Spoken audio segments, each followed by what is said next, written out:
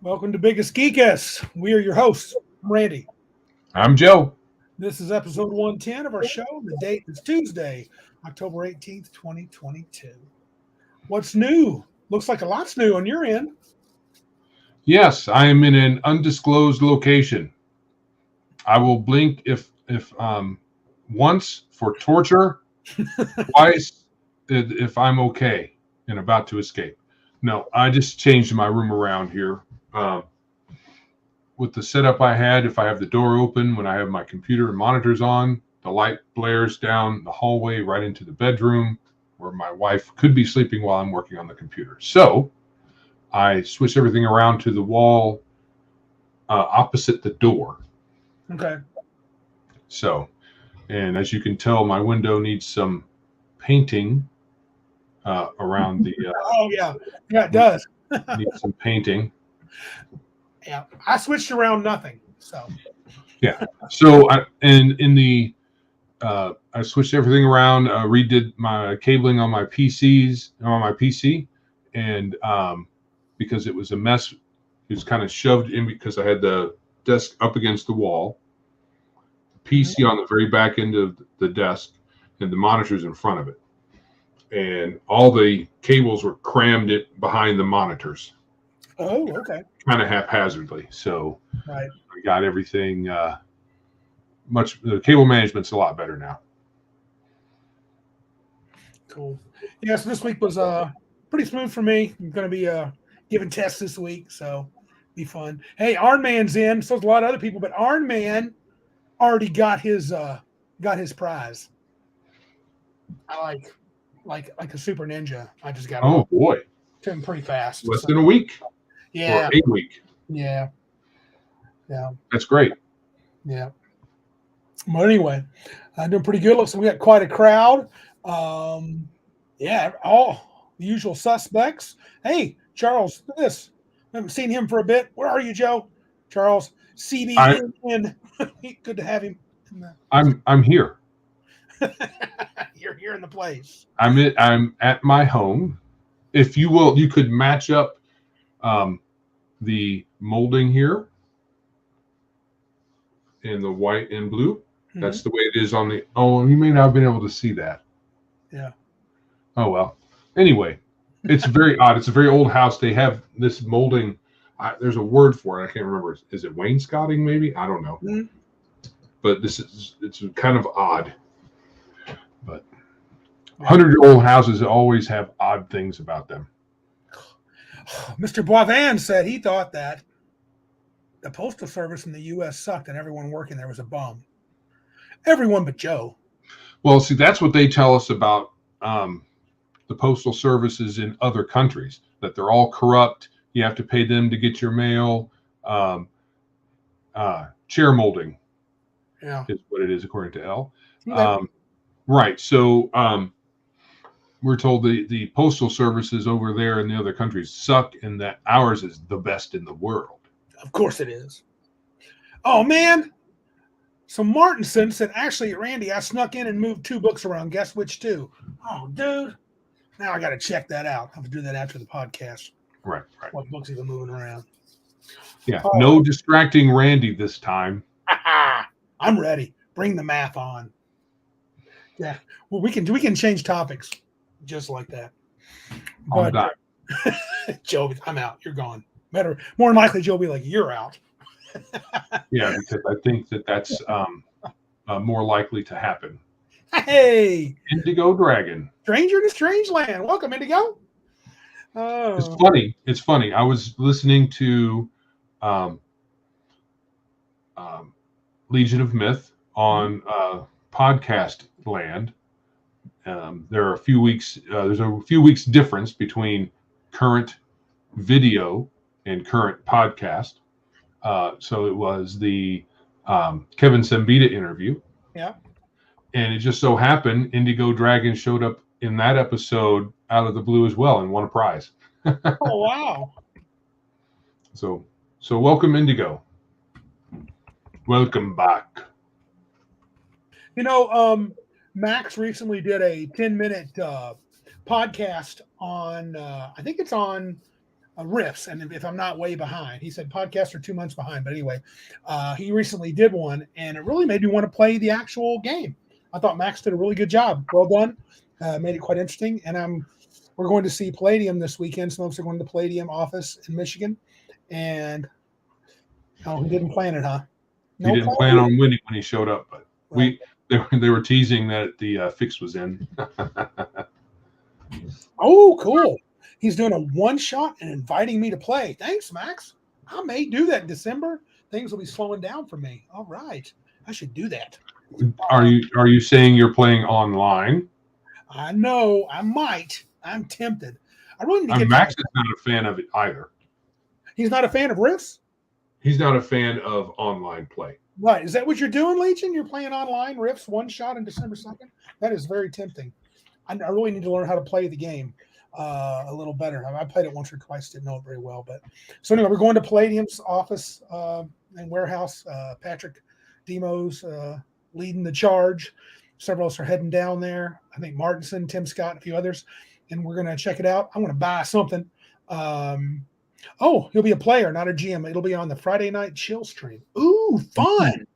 That's a new thing for the chill stream. I haven't watched it in a long time. I should do that. Oh, you've tempted me. I may have to join you. December 2nd, writing it down. December 2nd. Yes, Mr. Norris, playing online is better than no play. That's true. Did we play last week? Am I remembering wrong? Not last week. That would have been my other game that I bounced out of. We're playing this Thursday. Yes. So you guys completed my adventure that I'm quote unquote writing. It's going to be modified quite a bit. I keep saying that as soon as I sit down and do it. Mm-hmm. And you guys played through it. Third group was a charm. Was that what it was? Did we have 2 TPKs or just one? It was just one. I think it was one TPK. It was one. Yeah. We kept having to regroup and lick our wounds and come back and do stuff like that. That one encounter is possibly super. You walk into that one encounter not ready, it can be bad news, quick. So and really, the advice, the OSR advice is that the room's too tough run. Mm-hmm. Yeah, but I don't know how well that would have worked. I think in our situation, we lost initiative. You lost a key person immediately, your character. Yeah. Then you lost 2 others, weren't dead. And then you had 2 others, and that was 2 more rounds. It was over. And the only guy that could have escaped ended up getting killed. So, yeah, you really couldn't have. He didn't get a chance to escape. No, right. He got beat. He didn't even get a chance because I think that round that he was like, okay, I'm running this round. He lost initiative. Martinson clarified. Don't give too much more information, Martinson or Larry. 2 groups, 3 attempts. Yep. So good times. Yeah. They made it. 3rd attempt, they got through. So and I've been listening to Clear Wearing Mel. This is OSR October. Taylor, and man. This is kind of our offering because it's Ravenloft in October. Yep. I'm not sure what we have on the slate for next week because it's still just before Halloween, technically. Yeah, I'm not sure yet. I'm going to look. I'm trying to keep the spooky theme going, I think. We'll do something. I'm not sure what it'll be. But Ravenloft is, we're doing I6. Look at I6 tonight and the box set. Shall we jump into it? Well, Legion of Myth requested a spoiler-free I6 review. Okay.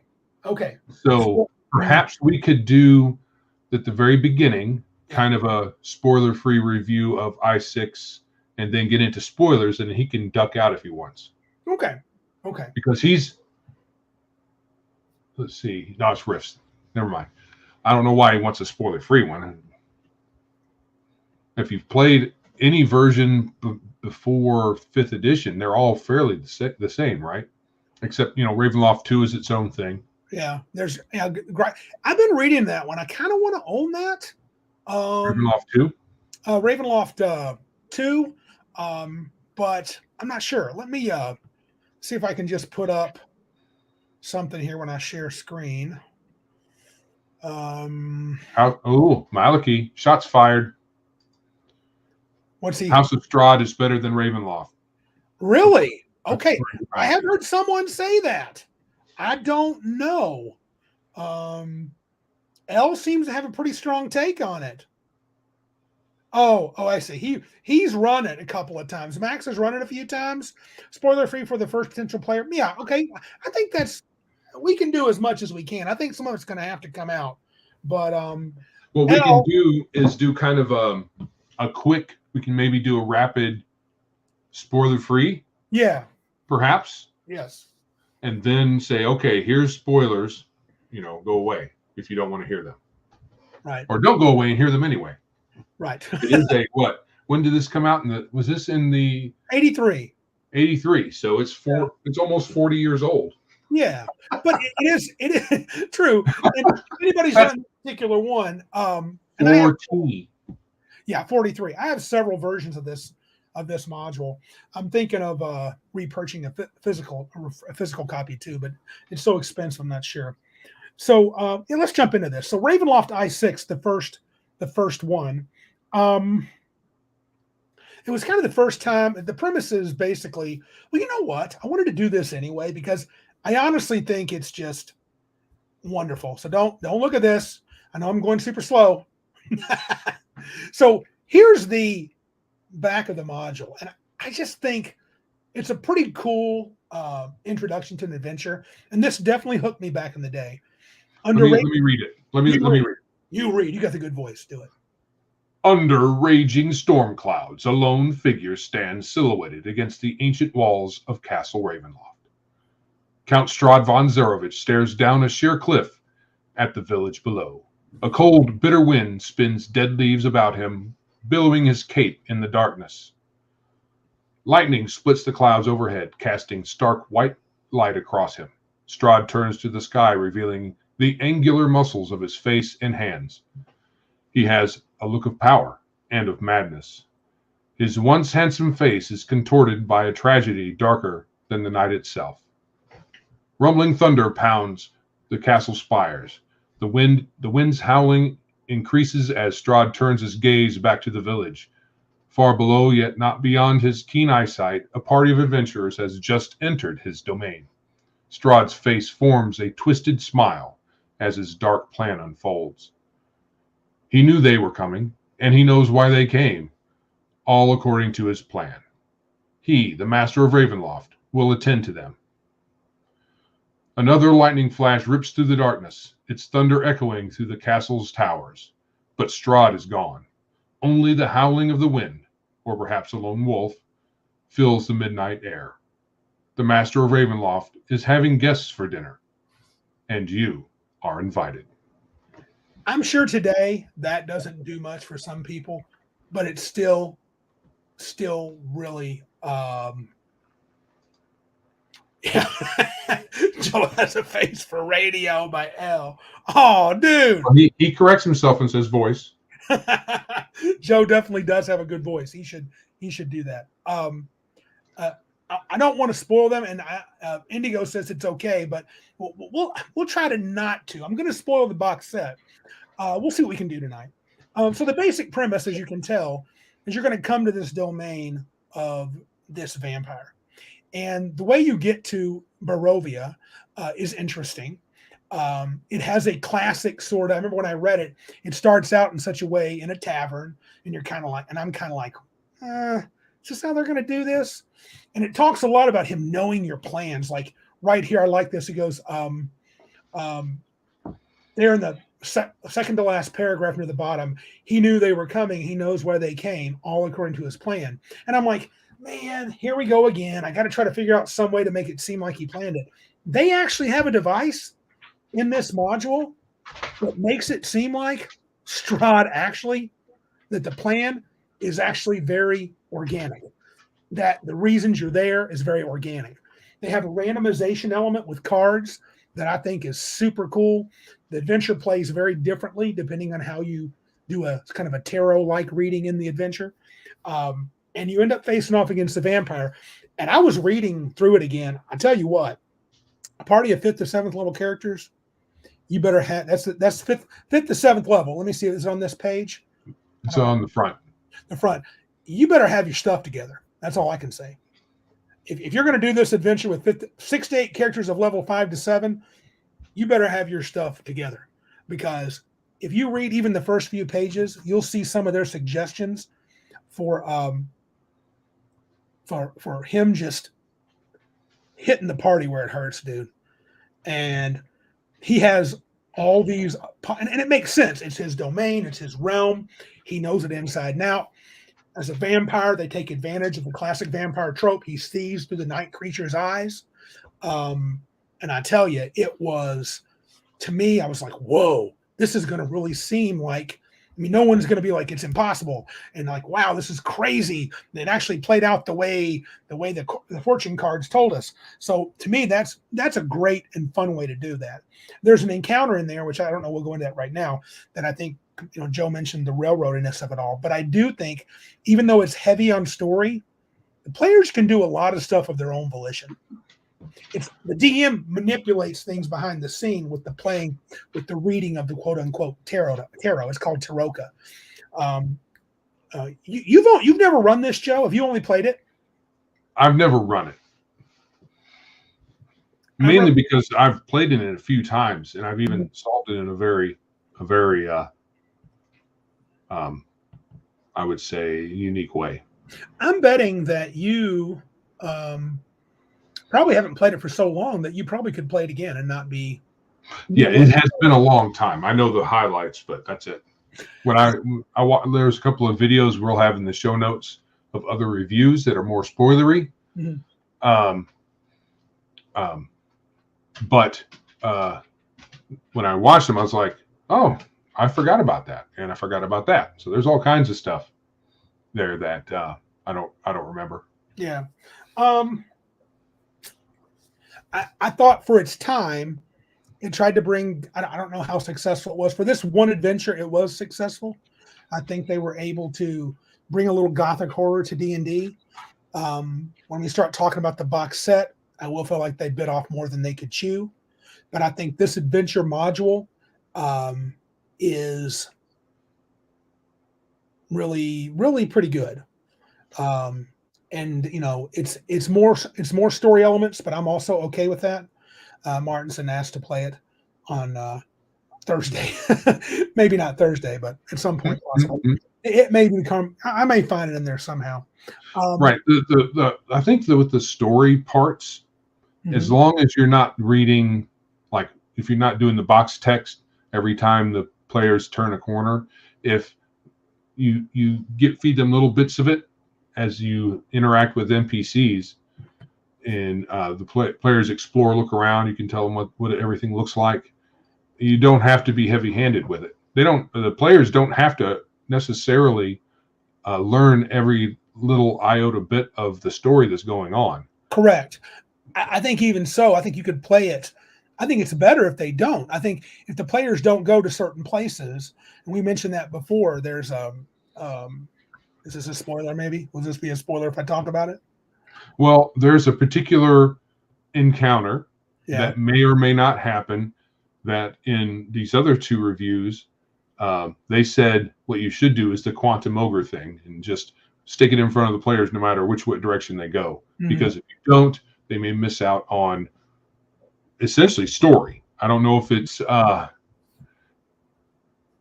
key to solving and escaping. Here's the thing. I think you could be. Without that, I think a party could get themselves in hot water, but so what? That's old school play. Mm-hmm. You could bite off more than you could chew. You could go to the wrong, you could zag left when you should have zigged right, and get in trouble. If you're playing 7th level characters, I think you're more able to probably save yourself in a difficult situation. I do think that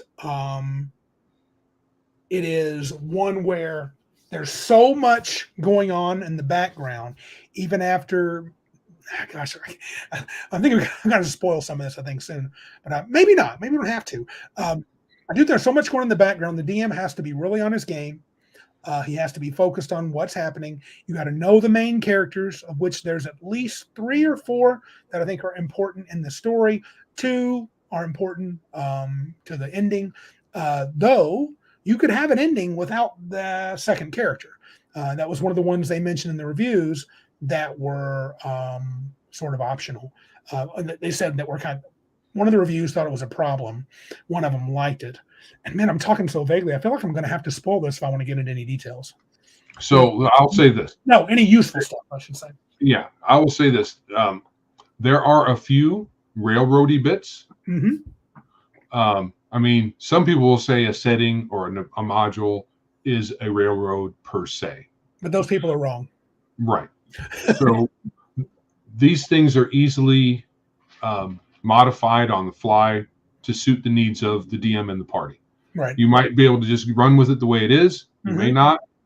If you're on your game, you're fine. Yeah. I would say if we're going to review it without spoiling it, we can. We've already read the back. It's a vampire story. You get trapped inside of a location, and you must resolve the final encounter or the big bad, which is a vampire. I mean, he's on the cover, so to escape essentially. There's lots of traps. There's lots of tough encounters, and it's a very iconic setting, location for finding or for encountering the vampires in a castle. Yeah. Let's talk about your experiences with it. So you said you solved it in a unique way. Have you played in it more than once or just once? A few times. I think you've run it, and I've played.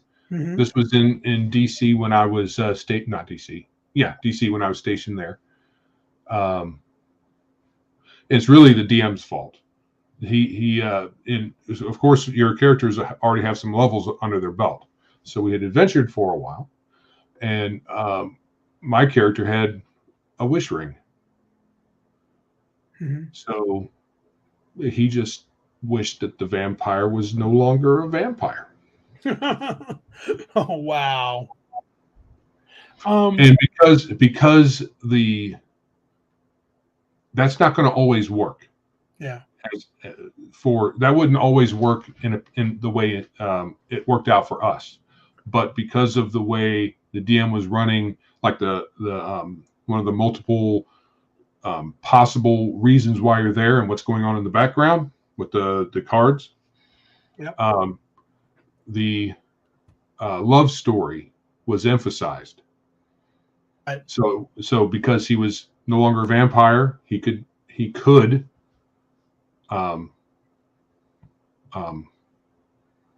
that particular love story was resolved. Right. I've never played it. I've only run it, and I think I've only run it in AD&D. I've never run it, maybe in second edition once, but I think just AD&D. I think my experiences was very satisfying. I know I can't recall. I don't think I was pushing any hard railroady pieces, but I'm sure the part they talked about the quantum ogre part, I probably had that happen. Because I mean, I probably just had it be right on the road they were traveling on. So bam, you did it. Which if you make the adjustment before, that's fine. But I mean, I'm sure I would have had it happen.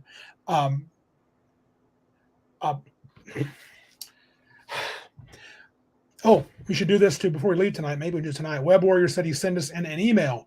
I sent in a question for you guys to fill up time in an episode. Oh, okay, cool. We'll definitely check that out. Yes, sir. I just checked. Was it questions or was it the geeks? Because I just checked the old email and there wasn't anything in that. But go ahead, Ray. Yeah, like I said, some folks are talking about the 5e version. I've not fully read it. A lot of my friends that are 5e fans, mostly not the ones in this area, otherwise Darren, H, and a couple of my cousins, they love Curse of Strahd and 5e.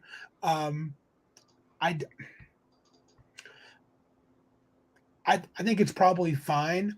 I do have, bear with me here a second. I'm going to stop the cam and keep talking. Back here, I have a module that comes from 3rd edition.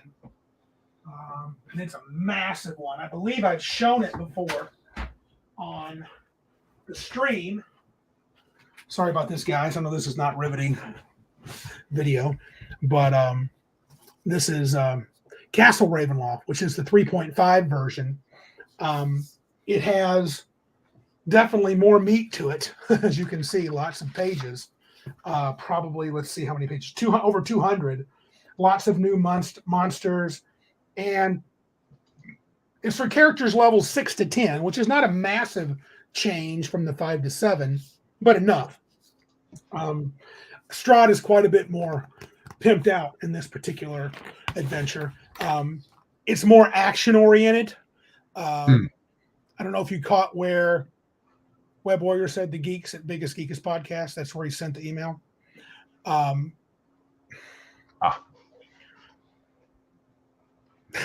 To me, I guess this just has a lot of charm.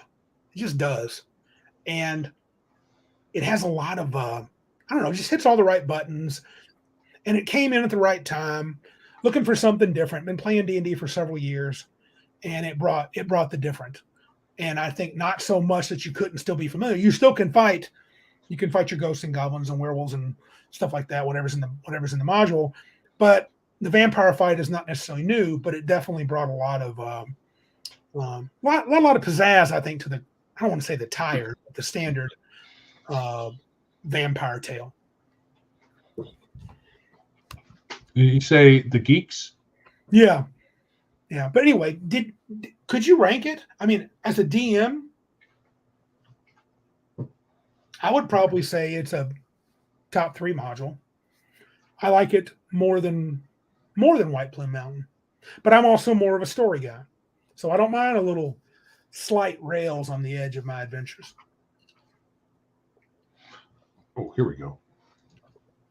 All right. So, as far as rating it, 1 to 10. Oh no, I'd probably give it a 9. I would. I love it. I would probably give it more of a 7 or 8 because of I'd have to read it again for sure. Right. I like the isomorphic maps. Yeah, those are really cool. Should I show some of those or not? Sure. Okay, let me take a look-see here. Oh, I thought we read this on air. Maybe we did. During a live stream. We can read it again later, tonight or some other time. The isomorphic maps are near the end. Trying to skim through too much info. You have the PDF. Yeah, I do. This is a really nice. Can you see? Yeah. So then that's not the isomorphic maps. No. Here they are. Oh, they're going to be hard to really get the. You gotta. Let me see. Try this. Gotta lay down on your side. Yeah, sorry guys, but I thought they were beautiful. I believe they're originally kind of orangey. This might be. I don't know where this PDF was made. What was made with, or where. I don't know where I got it from. Hopefully somewhere I bought it, but what is that? I think it was orange in the book, in the module. Yeah. But that's kind of cool, though. I mean, I love those cutaway views. Captain Courageous and Seth Sorkowski were 2 guys that Joe has a link of their review of the videos. Oh, shoot. I screwed that up. Let me see if I can unpresent. Okay. Ye Old Geek. He has a perfect comment. I agree. Clyde Caldwell's Ravenloft art was probably the best in any AD&D module. Those black and white images were sublime. They were very good. I wouldn't use that word, but I'll take your word for it because they were good. And I only wouldn't use that word because it's not a word that I use. Turn phone sideways. Yeah, turn it sideways. If it was on the phone, I would. And then your phone would readjust, and you'll turn it back, and it'll readjust again. You'll turn it. You'll go. Oh, look at me! Holy crap! I think I'm getting technologically savvy. I got to do this. Elle has just thrown down the gauntlet, and I think I've done this. Yeah, there's icons at the top where you can reorient stuff. Yes. There you go. Look at my savviness. Are you impressed, Joe? You are très savvy. Très bon. Let's see here. Turn that on its side. I'm turning everything upside down in this world, Joe. Yeah, don't hit it too many times. You'll turn everything upside down, and then we'll all be in trouble. I know. Let me get out of here before I destroy the whole world with my stupidity. Yeah, I think the Sarkowski is a pretty good review. I think Captain Courageous is fun. I like him. He does only old school reviews. Sarkowski is interesting. He has the little interludes with him in character. Yeah. Yeah, it's fun. It's He fun. seems to have That's the first time I saw any of his videos. They're Yeah. pretty. I might watch a few more in my copious spare time. Yeah. Shall we do some spoilery stuff or not? You want to do a spoiler? Yeah, spoiler in time. Well, if you don't want to hear the spoil, then you might want to scoot on out of here. Patrick says he does love. He goes, I love isomorphic maps. DCC also goes one step further. They do a lot of colorful, ingenious things with their maps. EO Geek said he would give it an 8 out of 10. That's fair. 7 or 8's good. I would go a little higher, but I'm kind of biased. So spoil time. So one of the things that both Sarkowski and Captain Courageous talk about is the gypsy encounter. As it's set, you roll into Barovia's gates and you go through a set of fog, some dense fog, and that fog in the module is poisonous. Your lungs are sort of coated magically, and if you try to leave, you'll die. You'll end up making saving throws till you're dead. They had a couple of problems. Seth in particular didn't like the fact that it kills you. He said he preferred that if you go in the fog, you would just come out on the back end of Ravenloft, which I think come right back into the Barovia place, which I think is cool. Yeah, very opposite end. To me, that's a little video gamey. I would rather it just be random. What be random? When you come back in, is there? Sure. Set some random spots up to come back in. That seems better to me. Gypsy, yes, Web Warrior. It actually says gypsy. Yes, it does. In the i6, it says gypsy. I didn't see where they used the word Vistani anywhere. I imagine that over on drive-through or anywhere else that Wizards of the Coast controls the downloads, there'll probably be some disclaimer stapled in somewhere saying it's problematic content. Please forgive us. Whoa. You do? What is all that mess? Ding, ding. So anyway, I do think that gypsy encounter or the mist, there can be, if you think it's too much, that's fine. I've never had a problem with it. The gypsy encounter is set in a certain place in the Sphalic Woods. Maybe I can show this with my, oh gosh, where is there's a Lands of Barovia. I can't seem to find the map where, oh, it's just a letter. It won't help you guys. Never mind. But they're located in a particular place. And if your players don't go there, they can't have their fortunes read. If they don't have their fortunes read, the way the module is set up, you either do a plan so the DM reads the module and he lays out these cards in such a way he ran probably randomly or is his whole choice to make the adventure be about a certain thing. There's a variety of things that you could have to do to defeat Strahd, anywhere from having to get what's called the Sun Sword, a magical sword, or the holy symbol of Ravenloft, or do this or do that. There's a variety of things. I don't remember them all. And the cards are set up in such a way. Hey, phone guy, DJ Craze, look like DVR Army is in the house. Hey Joe. But the cards are pretty cool. Okay, I think this is worth me finding. Let me try to. I want to show the card part because it's kind of cool. This is interesting. What is it? Unless you already talked about it. Yo Geek says gypsy is not considered derogatory here in Britain.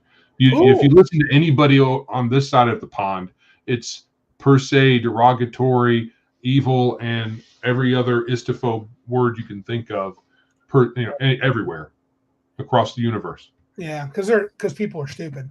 But if you look here, maybe I need to make that a little bigger. So they give you different cards. You take a 52 card deck of playing cards. I don't know, is that legible, Joe? And you remove 2, 4, 6, 8, 9, and the Joker, and the rest allow you to set up sort of a tarot reading with these. You then can either roll dice or actually draw from the card. And so if you got, the Jack, of I think I'm not sure if it has to be the jack of no, I think the fortunes of Ravenloft. Oh, some modifiers to the adventure, but like the jack of Nobody can read it. Okay. Thank you. Mainly because you're moving it around so fast. Okay. Not because it's too small. Gotcha. We can't follow. Randy's moving. So that is the jack of something.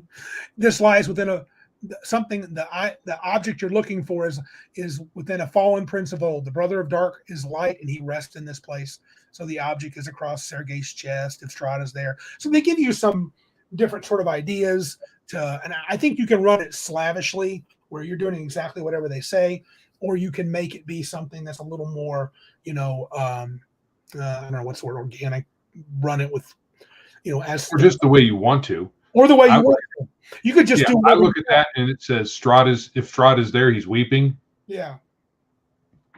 I mean, he's sad, but yeah. I don't know. That's a little bit melodramatic to me. For as old as he is, I have to admit, I've kind of wondered this. What's with Hickman and tarot decks? Do Mormons? I don't think so. Well, here's the thing. Maybe with they're using it in modules because they don't hold much stock to it. It's just a fiction to them, and it's an easy trope to use.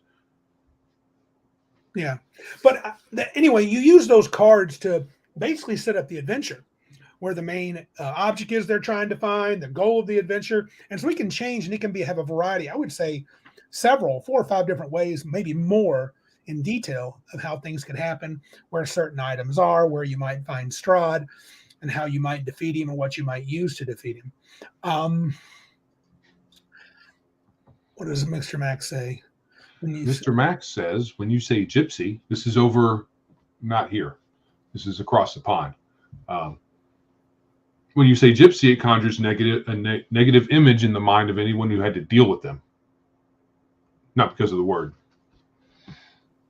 You muted. I'm unmuted. So I do enjoy that part of it. They make a comment because there is this love triangle thing historically with Tatiana and Sergei. Sergei is Strahd's brother. And they suggest one of the player characters, if you have a female character, she be the reincarnated image, the reincarnation of Tatiana. I've done that. That doesn't, I don't know if that plays very well. I did like Captain Courageous' suggestion that if you only have males, let the reincarnated person be a Sergei. Yeah. I would do it where the players don't know that, even that character doesn't realize that. And so it'll be more of a, you look like him so much, or you look like her so much, Strahd can't help himself. It wouldn't be that you actually all of a sudden remember something. I wouldn't do that. That you remember your previous life. But that's not a horrible way to run that. I have also run it where I just left that part out. I just use that character in the module and let the players decide if they wanted to worry about saving her or not. So I know you can also you can de-emphasize the story, still have it there. Yeah. You can de-emphasize it. I think that a lot of people have a problem with these kinds of things because the story seems more important than them. Mm-hmm. And ostensibly, the game is supposed to put the PCs kind of in the forefront. So yeah, all the stuff can be happening, and you could probably somehow craft it so that it's more background than anything else. I do think that the comment, I don't think I got to finish this thought. I was rambling a bit.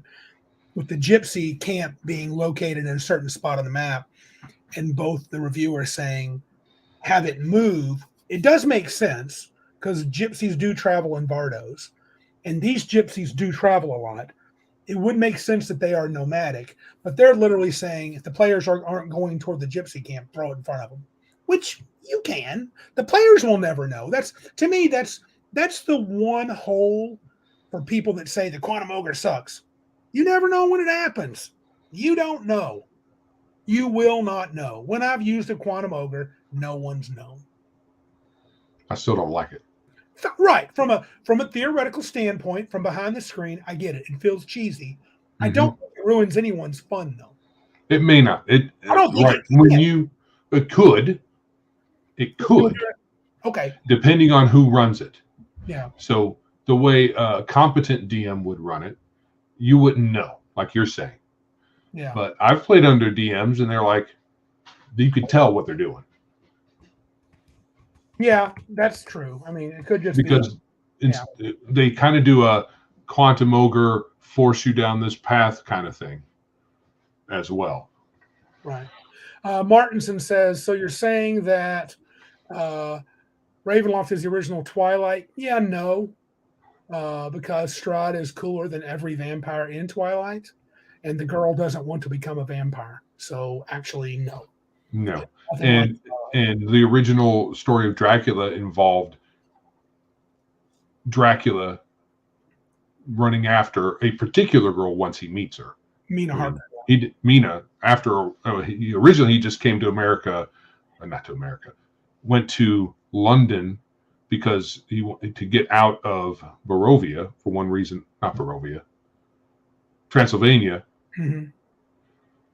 for one reason or another. It had nothing to do with anything about a girl. But once he met Mina, he was like, okay, this is it. I want her. Yeah. And, most modern stories, vampire stories, follow that to a T. Yeah. Vampire meets girl, vampire must have girl. One particular girl. Yeah. That would be the yes to Martinson. That would be one part of it, but I wouldn't say Twilight. I think I didn't mean to sound like I was mad. I just wanted to clarify it is not Twilight in any way, shape, or form.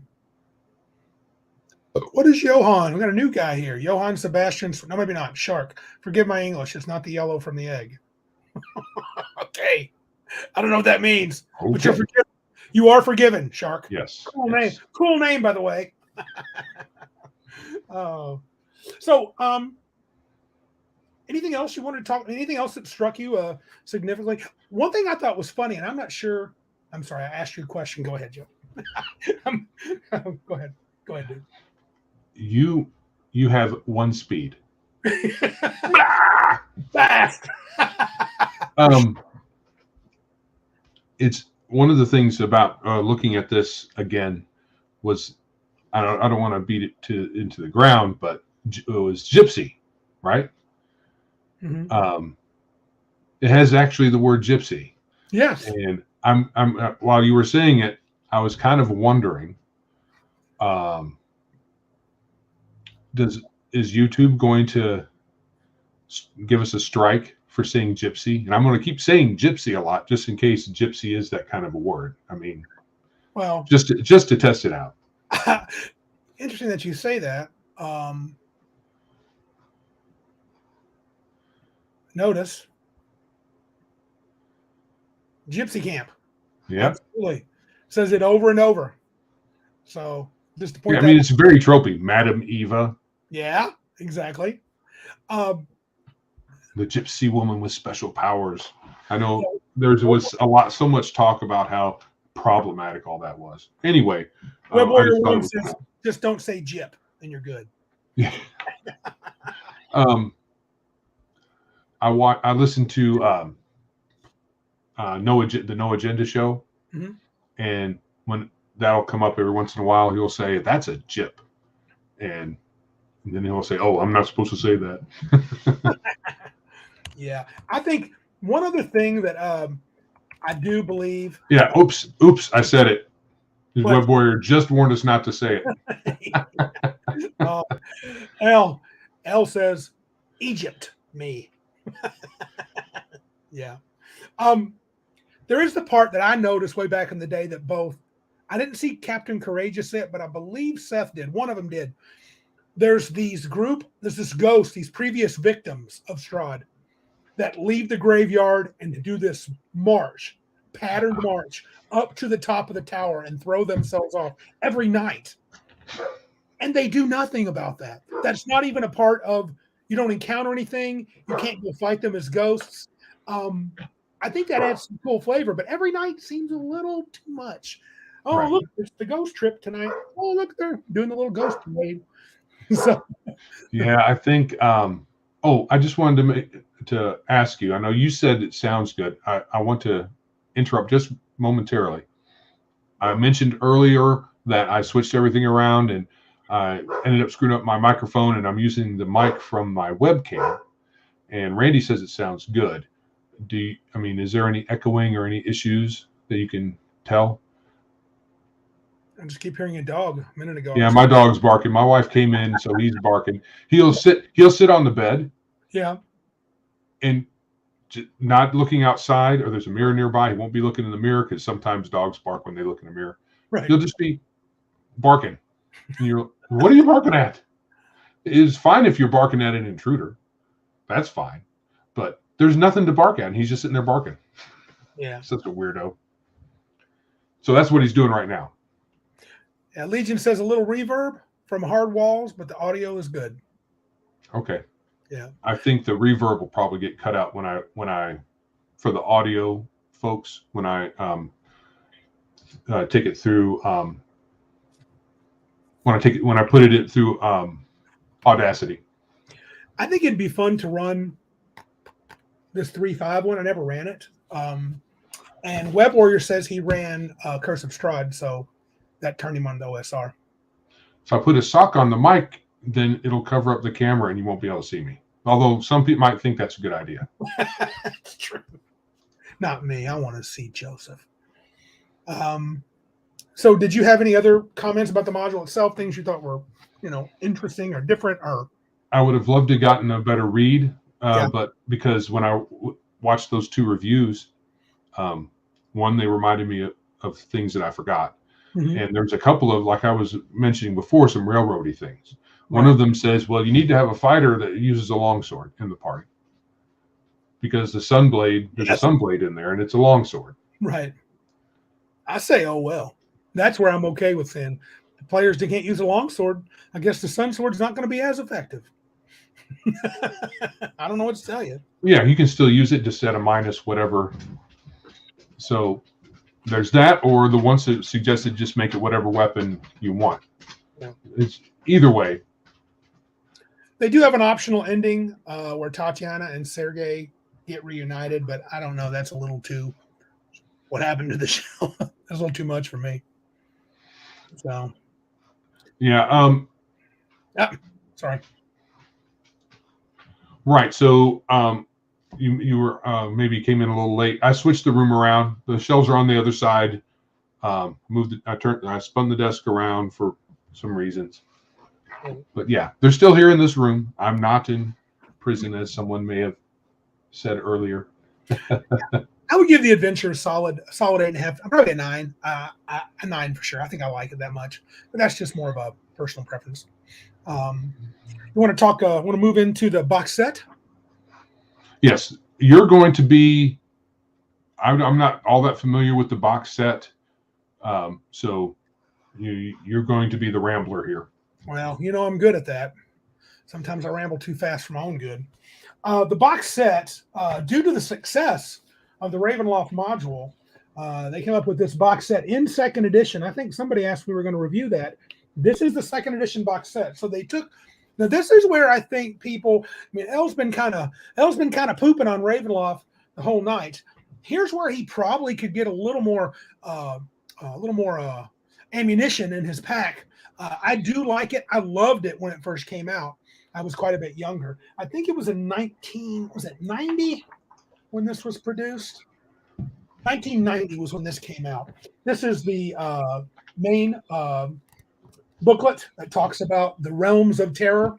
And they expanded Ravenloft to not just be Barovia. Oh, wow. We're getting some different opinions here. Before I get into this, do you see what Yo Geek said? No review of Ravenloft 2. It was poop anyway. That was not on the slate. Them's fighting words. I don't have it. I'm not sure I ever owned the house on Griffin Hill. Griffin. Is it Griffin? I thought it was Griffin. Okay. It's the same. Isn't it spelled the same as the Griffin, the horse with wings, Griffin? Oh, maybe it is. No, Gryphon. Like siphon? I thought it was. Okay. L, here he goes. Randy, settings are for people with no imagination have to buy one. No imagination have to buy one. I would say I disagree fully, but I understand that comment. But I don't think. I think someone would like to have a lot of the work done for them because they don't want to do the work, Or don't have time. Yeah, and you just like to have a lot of stuff to work with. I Mhm. wouldn't call that someone maybe for lazier people. And in my older age, I'm getting lazy, but it's weird because I'm starting to develop a setting. I'm doing adventures, and I've got a setting in a world, and I'm even thinking of writing a game. So it's all kind of changing now because I'm old and I like to sit a lot. Now that I sit more, I think that would be fun. Back when I played more sports and did stuff like that, I couldn't imagine taking time to write all that crap down. But the Realm of Terror, they expanded the Ravenloft adventure into a Ravenloft setting, and it's referred to interchangeably as the Domains of Dread. And the premise is this: Barovia is but one realm within this plane of existence known as the Domain of Dread. And in second edition, the Domain of Dread set squarely within the ethereal plane. In the ethereal plane, there's in this domain of dread, of which there were several different countries. And so you had different, instead of just Strahd being the Dark Lord, you had many Dark Lords. So here's part of the map. This is a full, nearly 4-foot map of the Ravenloft Domains of Dread. Let me just kind of show part of this.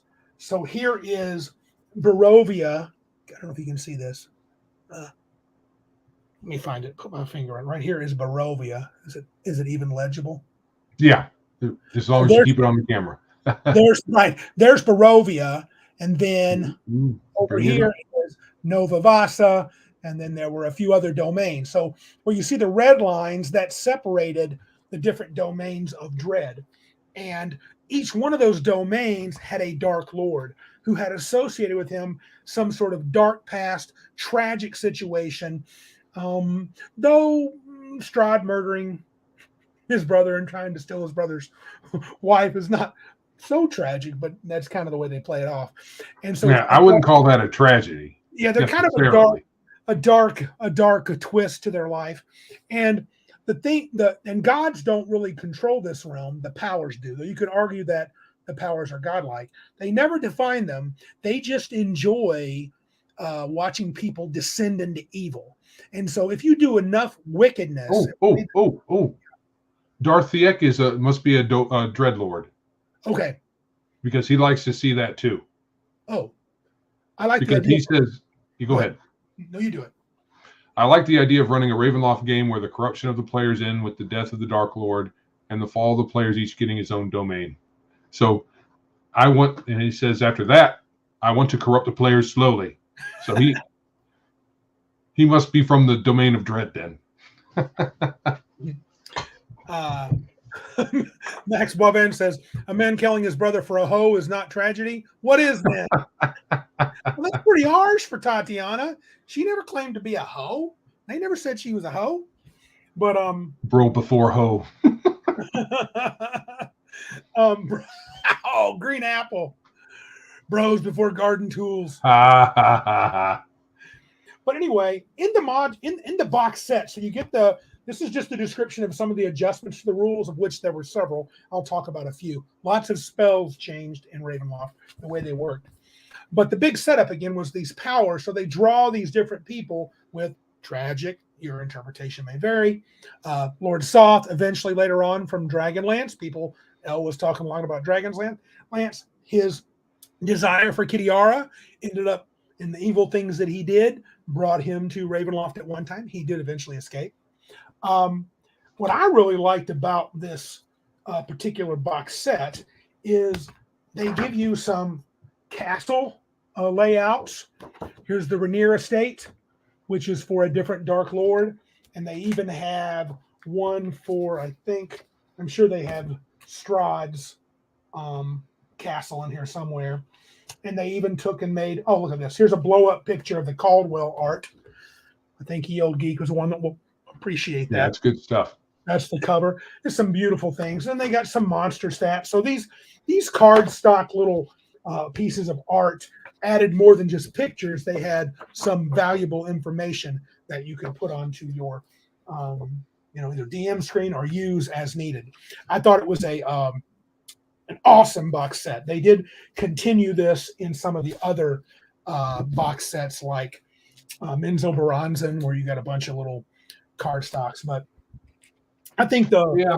the setting itself was pretty neat, but I think as a drawback, I think my players in the past, I can think of two in particular, and I would imagine Joe would have probably been one of them had we played a lot of Ravenloft. I don't think we played a lot when you were around, did we? No. Uh, We did forays into there, but yeah, not any long campaign. right. So I ran some campaigns when Joe left, and I think he would have gotten tired of it because you can only have this because the setting is so dark and brooding. I don't know who said it earlier, but it's really hard for players to not get corrupted in the setting, though they because the powers themselves tried to entice you. If you do something pretty evil, maybe just once, maybe it can be and the book seems to encourage you to interpret actions as kind of evil, which feels cheesy, but they do talk about how what do they call it? They have a term for it. Dread. Then there is there's like a descent into darkness is kind of the phrase. I mean, that's fine for a group who wants to play in that sort of milieu, but I'm not one of those. Now, one of the things that I think was a big drawback, and this is why I think Joe wouldn't like it, they encourage the DM, no matter how the players succeed, the Dark Lord's never really killed. He ends up coming back.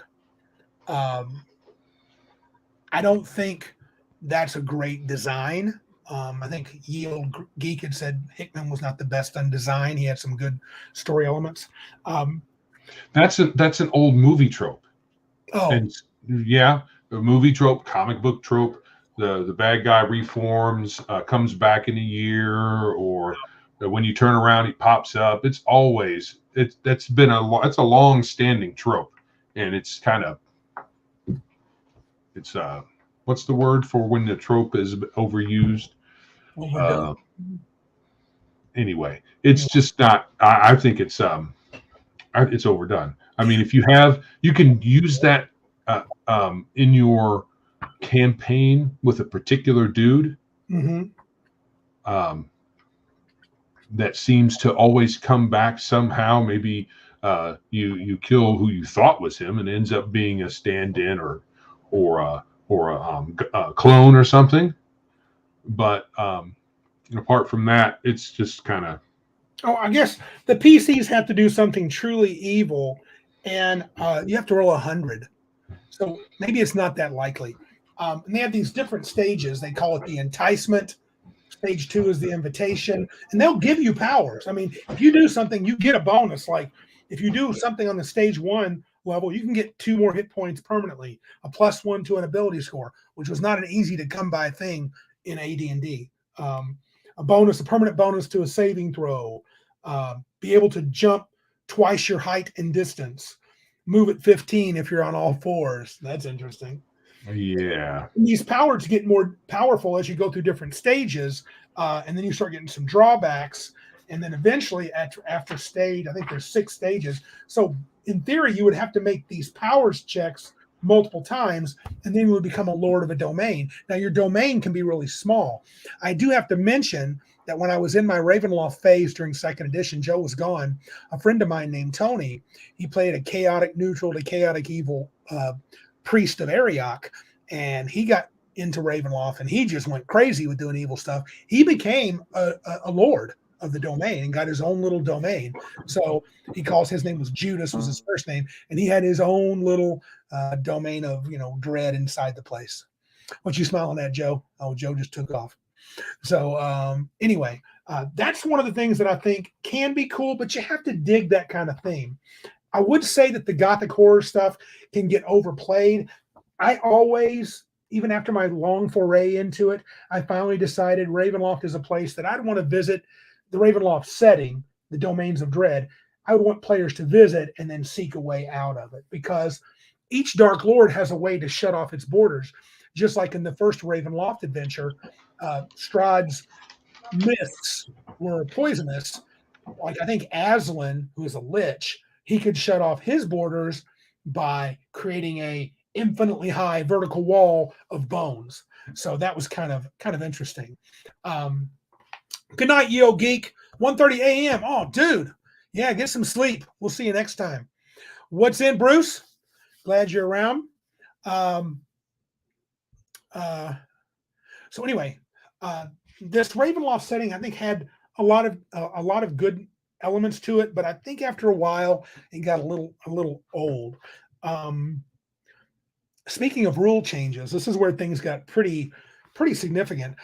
A paladin, if you are a lawful good or a beacon of goodness in some way, even a cleric maybe, if you're in a Dark Lord's domain, he knows where you're at all the time. I always felt that was so. If you're a first level paladin, you get sucked into Barovia by these rules, then you would end up being noticed by the Dark Lord. I always wondered, why wouldn't he just send his minions to crush you? But I guess that's possible. Joe is on hiatus at this point, but Larry Elliott makes a good point.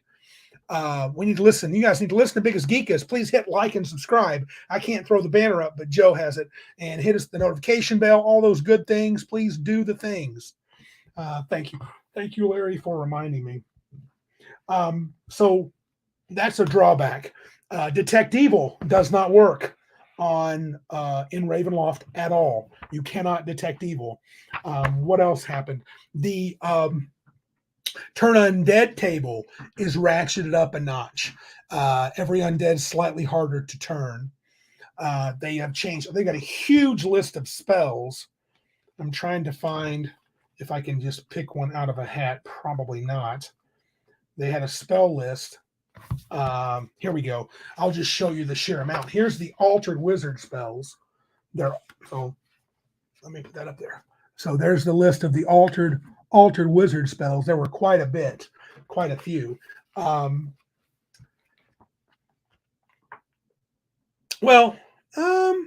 are you saying here, L? Good changes. It's Universal Monsters, as Joe said earlier. Dracula, Wolfman, Invisible Man, Mummy. It's Hotel Transylvania, and you are Johnny. Okay, I don't know what that means, but I would disagree. I do not think I'm Johnny in a hotel. They're not all in the same place. So, yes, Bruce, I am talking about TSR D&D, and in particular, I am talking about 2nd edition Ravenloft. I don't think I fully disagree with you, Al. You said Ravenloft has less creativity than 5e Adventures. Looking back on it now, I think so. In 90, 21, 22-year-old Randy, I thought it was kind of neat, but I don't think that's fully wrong, but I think it's still pretty good. I mean, I don't have a huge issue. Cal corrected me. This may be the case. He says Detect Evil works, showing everything is evil. Okay. So everything is evil. Yeah. You're welcome to your opinion, L, but I still think it's good, bud. Web Warrior says Gothic horror is amazing if executed well. I'm not convinced that D&D are the mechanics you'd want to use to do a Gothic horror story. And this is only in hindsight. When I played it, I thought it was awesome. It was something new. It was something interesting. And they tried to expand it, and I was really into that theme for a long time. And I ran several adventures and a couple of campaigns in there. One was really neat. I had a guy his character end up willingly turned into a werewolf. There was a group of these white wolves that were quote unquote good werewolves, and they were getting killed by the bad werewolves. I think it was in the Richelieu domain, who is a wolf weir himself. I think he was killing them all. And the characters willingly took the bite and became a white werewolf, if you will, and stayed in Ravenloft when the others left to help fight the good fight. That was kind of interesting. Yeah, I think one of the things that may be affecting more jaded folks around here Mhm. is the complete saturation of our media with vampires Yes. and melodramatic vampires at that. And it's after you see so many vampire stories and so many overly melodramatic vampire stories and sparkly vampire stories and all of that stuff, it can seem a little underwhelming. Ravenloft could. Yeah. Oh, I think Els made some good points. I just don't agree with all of them, but I think I look back at it, and it could be in nostalgia colored glasses. Um, Dated folks around here, what? um, From Mr. Max Poivin. I think I agree with the other Max too. At Legion of Myth, he says Ravenloft was an attempt to bring famous horror into D&D, just like Oriental Adventures tried to bring ninjas into D&D. I'm adding Cthulhu mythos into legal action, Tolkien to legal action. It's what D&D is. It's what D&D did. Yeah, and I think it was I think it was a fine attempt. I think it grew stale, and I think with the modern lens, it's probably less attractive. I think it had its problems when playing the game. All the changes to the spells would frustrate characters at time. What's Bruce saying? At Biggest Geekus, unless you're going to use your blender to replace William Shatner on the Bela Lugosi Hammer films, that would be a bad idea. We have not had a proper ham play a parasite. Play Parasite. Okay. I at one time owned where I own every plane. This may not be true. I own almost every Planescape second edition box set. I own every box set for sure. I may own every module. I think every physical product that they actually made for sale, other than that recent few years back. I think way back when they had a bust of the Lady of Pain back in the 90s. I wasn't going to pay the big bucks for that. I own that. I had quite almost the same for Ravenloft at one time. I kept my box set. I wish I'd kept some of my modules. The ones that I really enjoyed, I never played Ravenloft 2, but I did play Web of Illusion. Joe will link that in the story in the created. Two of my favorite. Web of Illusion was for a Rakshasa lord named Arajani. I just had a really great adventure. My characters did some cool stuff. They ended up bringing his keep down on top of him, which brought him out. They had to fight him. That was pretty cool. And then the created, the player characters. Did you play the one where you got shrunk to little marionette size? Mm-hmm. And the main lord was an evil Pinocchio. It was actually quite a fun adventure. Like I said, I think I've had really good times. I've seen frustrated players because they do get tired of a lot of times the themes in the adventures where you win, but with a price. Mm-hmm. Every time there was a price. So you don't get to be, the big damn hero. And a lot of folks want that. Yeah. I like vampires and other monsters like that in the game as opponents. So as a DM, I provide them as opponents to the players, and as a player, I look forward to being able to hunt down the monsters and kill them. I generally don't care about their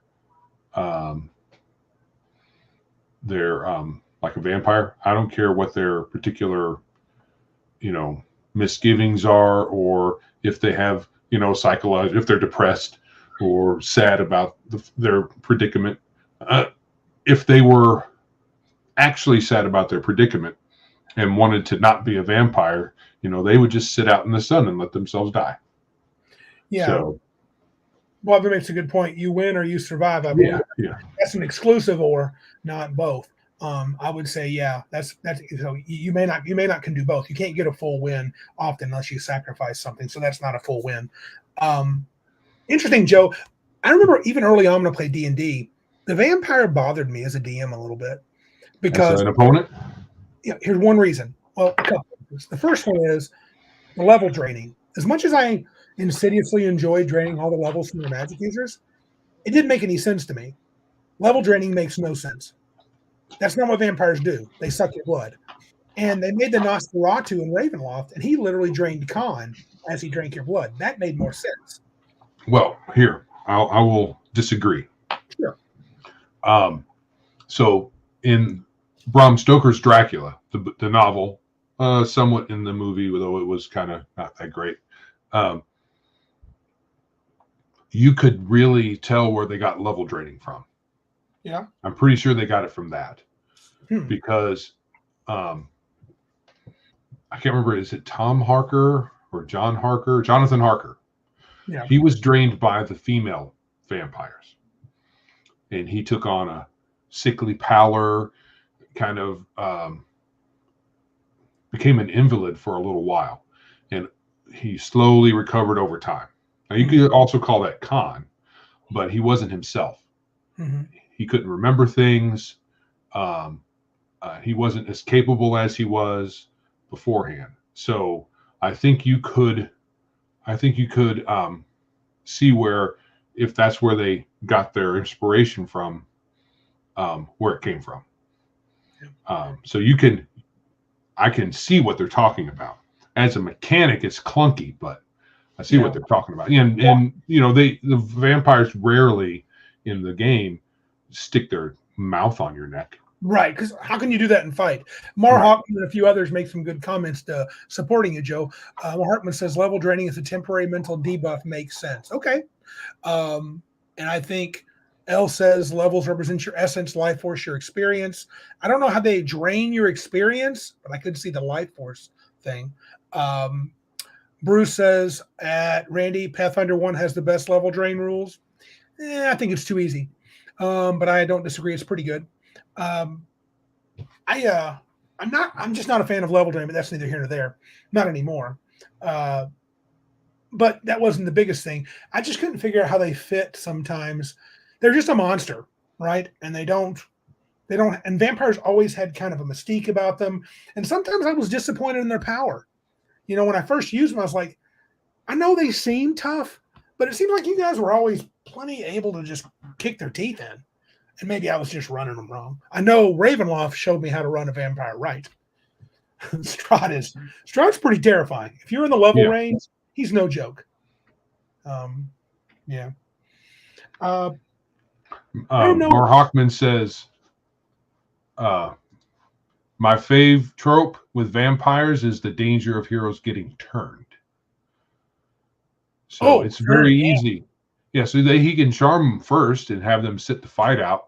And if somehow he lives, he can always, suck the life out of one and make him a vampire. So, yeah, you never wanted that. No. So, but if, vampires are supposed to be smart, not just thugs. Right. And I think I may have misused them. That was the time when I was building dungeons, just placing monsters, go to one room, fight the monster, go to the next room, fight the monster. So to be fair, that's probably colored my but a lot of modules had them like that. You walk into a room, oh, there's a coffin. I wonder what's in it. And then you open the coffin, out pops a vampire. And then, and after a few times, you guys were like, burn the coffin. Yeah. Killraven makes a good point. It was always a bit silly that a vampire's best tactic was to beat the snot of the beasties with their fist. That reminds me of a story. Killraven's got a good point.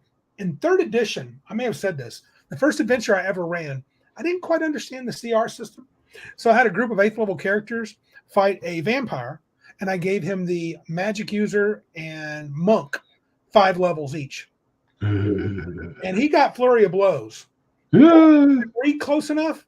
That's called flurry of level drains. Yeah. It would be a dried out husk in a round or two. Cal Vanoni says, please no coming out of the closet monsters. Next, we'll have to use their proper pronouns. That's right.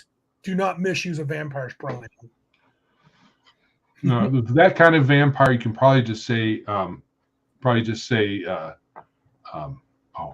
what's the word we were just making fun of at the beginning or just a little while ago? Gypsy. You can just say a gypsy a few times and it will run to find your manager to get you in trouble.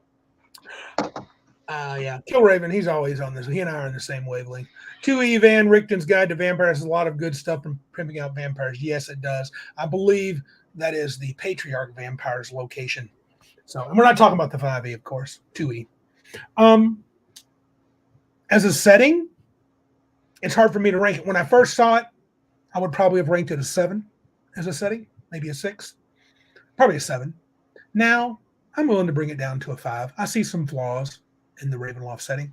The The setting, biggest. yeah, Are you talking about the larger domains of dread type yeah, of the setting? Domains of Dread, Yeah, the yeah, box, yeah, Realms of Terror. Yep. yeah.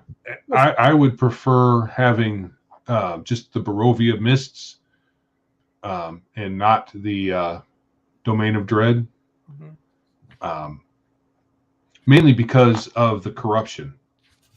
I mean, uh, especially if you have a party that hasn't bought into it. I mean, how do you escape from the domains of dread? Usually, you have to kill the Lord, or maybe irritate him enough so he leaves his borders open, or sneak out. That's really the most like in most adventures. You're brought because there's the major lords, then the adventures like what was his name? It started with an M, the little marionette, um, and then Arajani and Adam. These were smaller, or Arajani and the other one were kind of smaller level domains. And to get out every time the adventure, you had to slay the Dark Lord some way. Right. So, So I'm not a big proponent of the players ordering around the DM, but I am a proponent of laying your cards on the table and being upfront about your intentions. So if you as a DM intend on throwing the players, it's one thing tempting the players normally, and then having something insidious happen if they fall through, follow up and fall for the temptation. It's another thing to have the corruption of the domains of dread be kind of inescapable in a way. I mean, you're not necessarily going to become a dread lord, but it's easy enough to corrupt willing players anyway. When it's not kind of the overall dark, oppressive theme. If I come to you say, hey, let's play a game. Okay, D&D sounds good, and I come to the table expecting to be, maybe low level, but become a hero at some point, and you're saying, hey, there's the mist. And I'm like, what are you doing? yeah, because the way it was set up, and if I'm using a module or something, you're going to think, well, oh crap, we're about to get scarred. My character's going to get scarred for life. Maybe he'll never be a hero. Maybe I'll want to retire him because he'll be so, he's woe is me all the time. Who wants to play a character that's a sad sack all the time? Or worse, it's one thing to have a trap or a hard to get out of situation. You have to think your way out. That's not domains of dread. Domains of dread is you're screwed on some level, almost. Yeah. I mean, that's not fully just for happening to follow just to go there. I have had many players escape the domain of dread.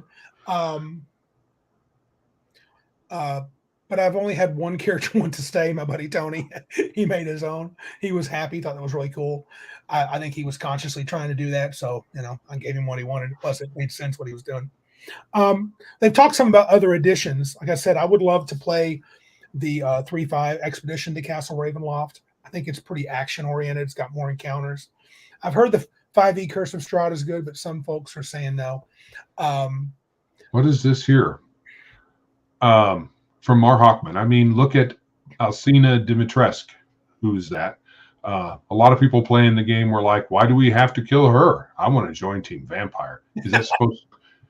I can imagine what is going on here. The art for this person is probably very voluptuous, probably, or whatever. Nice looking lady, according to the art. But I don't know who Alcina Dimitrescu is. Have you heard that name? I have not. I think Legion wraps up my big feelings on this show. Adventuring is risky business, dude. Don't want to tempt the fate of domains of dread? Stay a farmer. No, sorry. That's not. No. Oh, come on, Joe. You've said that before. Huh? You said something like that before, not about domains of dread. No, true. But if it's one thing to go into adventuring in general. Mm-hmm.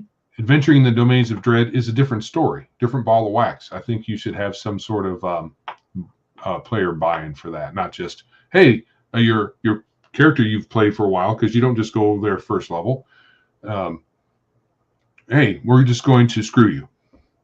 Well, That's essentially what it is. I don't think I'm going to disagree because I don't think it's just to screw you. Pause. Mar Hockman. No, wrong one. Mar Hockman says Alcina is one of the big bads in Resident Evil. Okay. That's why I don't know that name. That's why we don't know it. Yeah. I would say I get where you're coming from on that. I understand what you're saying, but I don't think it's out of bounds for a DM to pull a Ravenloft on you. I do think it would be better if you had, especially with skilled players. I don't know. I think it would be better to maybe what's the word we use? Telegraph it a little bit that it's coming, and players could opt out if they wanted to. Yeah, that's what I'm saying. I'm not saying you have to say, okay, guys, we're going to play Domains of Dread. We're going to do this adventure. You don't have to do it like that, but telegraphing definitely is fine. Look, Elle is completely wrong here. GM just deciding to use Ravenloft, Planescape, or Spelljammer as a dick. Yeah, I'm going to say no because that makes no sense.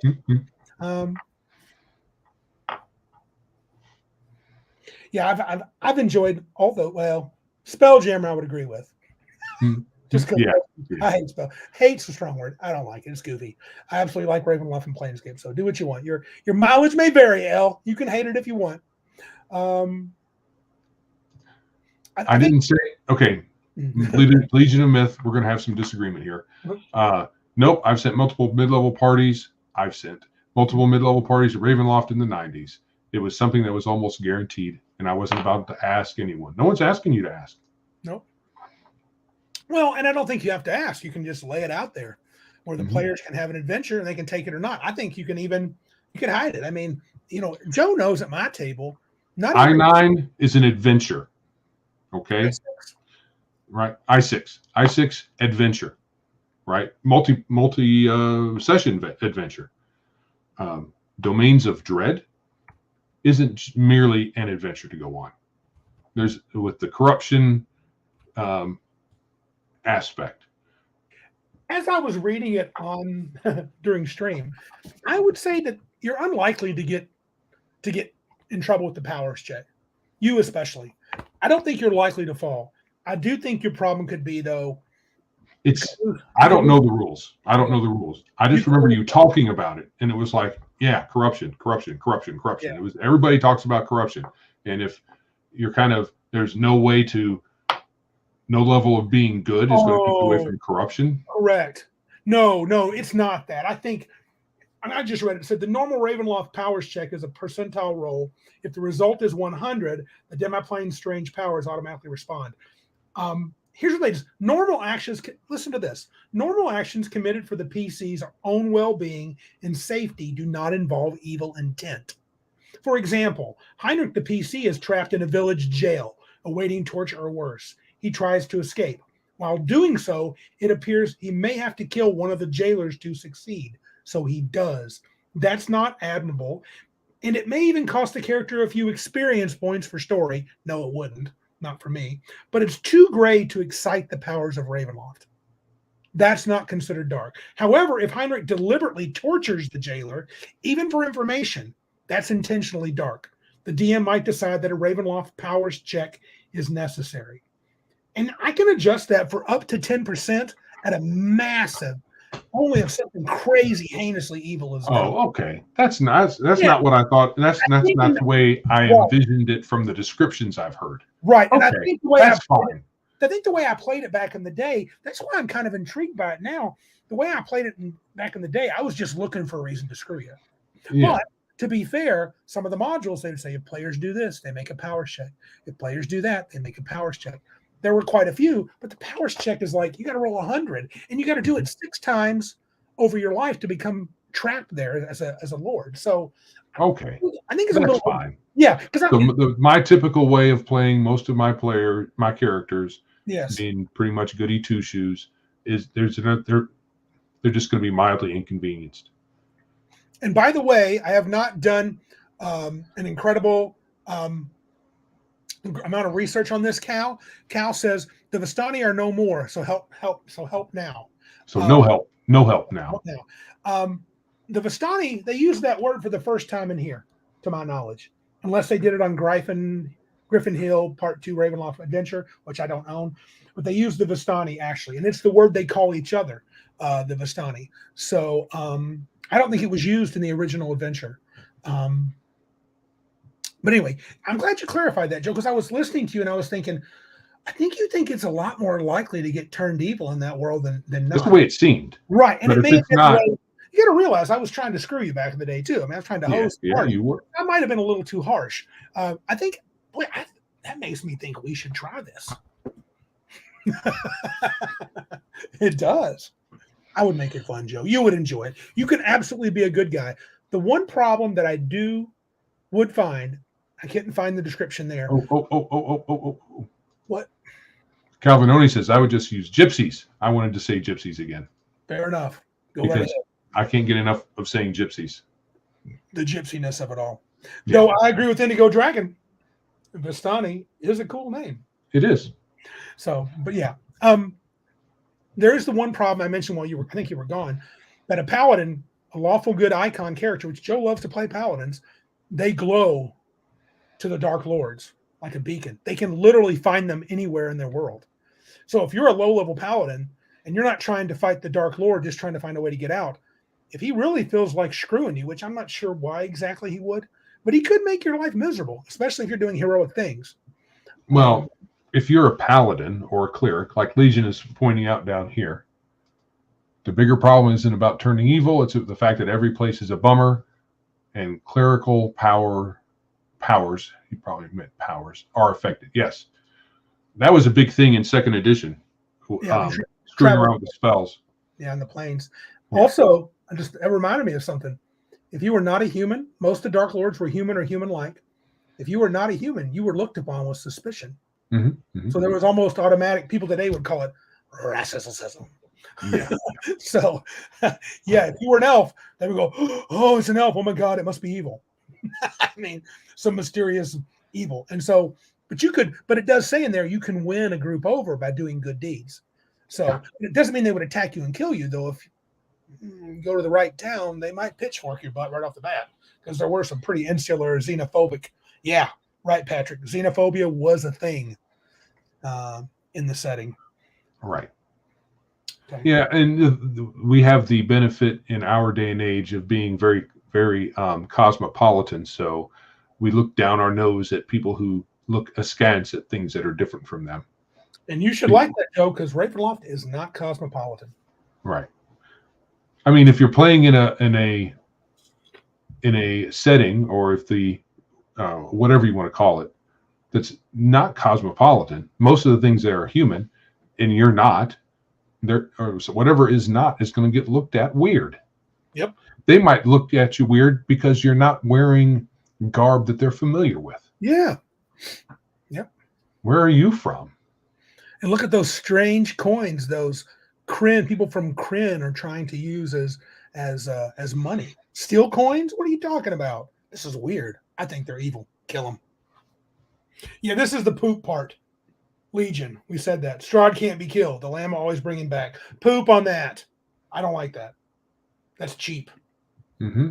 Yeah. If he gets killed, he's dead in my game. No one ever killed Strahd. No, you guys did kill Strahd. Yep. So in that world, he was dead. Mm-hmm. Yeah, because so what? You killed him. Yeah. So what? Yeah, he's but that's I get why they do that in the Domains of Dread, because it's dread. Right. It doesn't really matter that Evil you reform at some won. You didn't really win. Okay. He kept saying this, and I want to give it. He says, not now. Dragonlance lore was erased yesterday.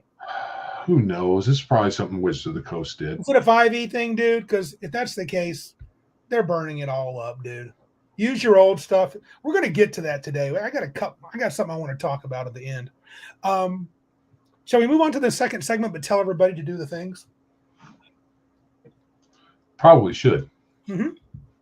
All right. So you folks out there, subscribe if you are not already.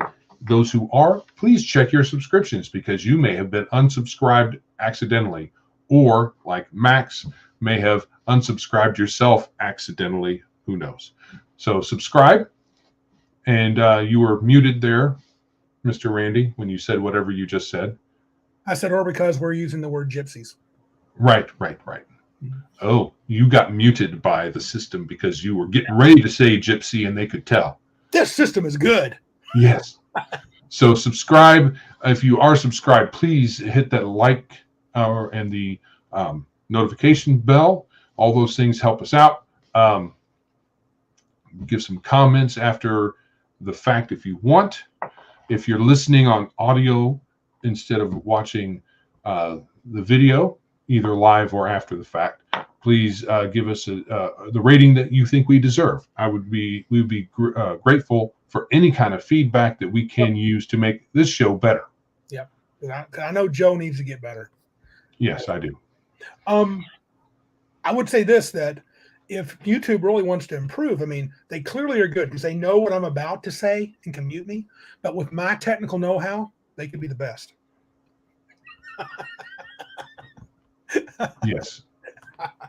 Well, considering a lot of the things that happen on this platform that we're currently on, that the wife and I notice when we're watching videos, and from hearing things people talk about, there are issues. Perhaps their infrastructure isn't really built to handle the amount of traffic that it has. Right. It seems like that sometimes. Well, but yes, please like, subscribe, share us. If you're listening, sharing is great. Let everybody you know. If you like our show, let everybody you know that might be interested about us. Okay, Malachi, you are joking, right? He says this is a girl power jam or all girls, no man's quotation lyrics for the new Dragonlance theme song. It's just being funny, right? No man's. But yeah, I considering the atmosphere these days, right.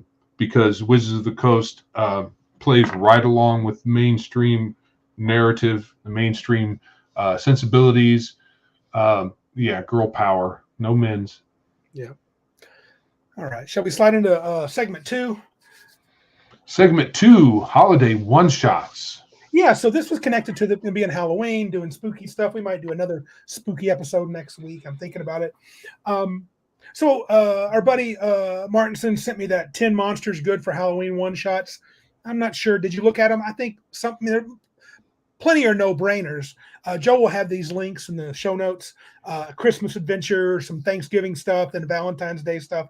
I don't want to go through all those. What I want to talk about is, do you like the idea of a holiday-themed one-shot or a holiday-themed game? I think during Halloween, having monster-themed games are fine. I mean, spooky-themed games are fine. The rest of them, I mean, Valentine's Day. Unless you want to do a dark twist on it. Something about taking your heart, literally. Yeah, something like that would be all right. But yeah. I remember back in the day when they would have like Santa Claus all statted out in the Dragon magazine a few times. I would like, why? Santa Claus delivers packages and then goes home. Yeah. What's the point of having him statted out? Yeah. And then, Jim Butcher decides to have Santa be essentially Odin. Right. Oh, spoiler.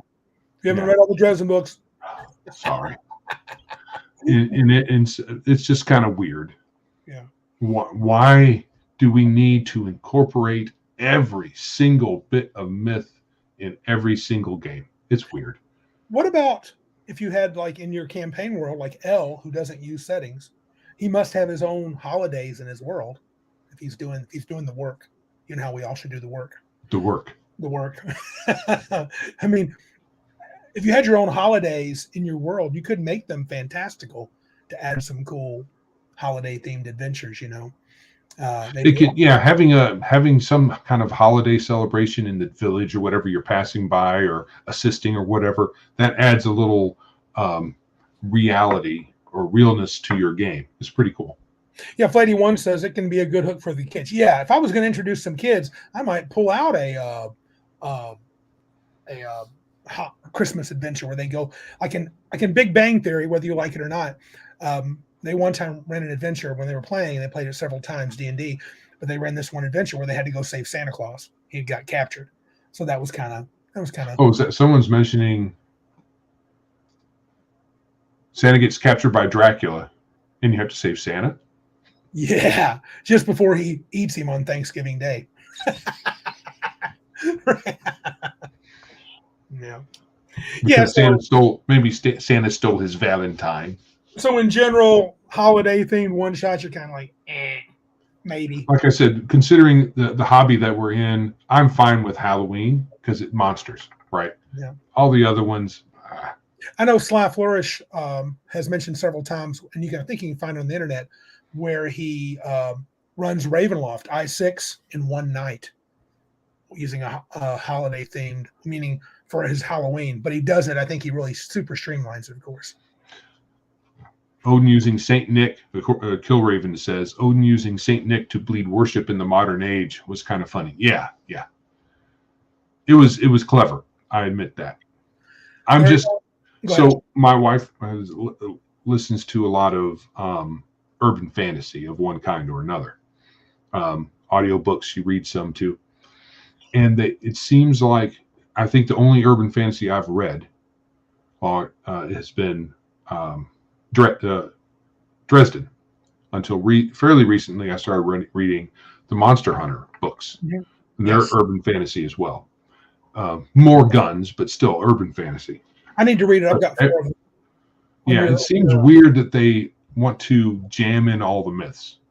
Yeah. Instead of having kind of a theme and running with that. It's just, but that's me. It's kind of a quibble. Krampus could definitely, Mr. Boivin says Krampus, that could mix a little Halloween fear into your Santa stuff.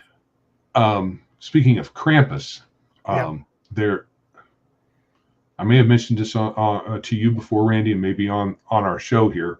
There is a movie out called something Exports, and it's essentially a Krampus story. Huh. Where you never see Krampus, but he's hinted at. Huh. Krampus is not a good guy. No, he's evil. And Exotic Imports, something like that. Is that a new movie? No, it's several years old now, but okay. We've watched it a couple of times because it's really good. It's Swedish, I think. Oh, okay. And it's really funny. It's a quirky, offbeat take on Krampus, I believe.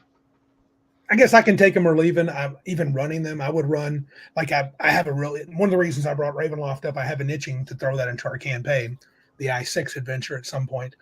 And I wish I had planned it sooner, had got more done, but we're not quite at the right level. You're level 4 and probably a little using OSE. You'd be a little weak for a Ravenloft foray into I6.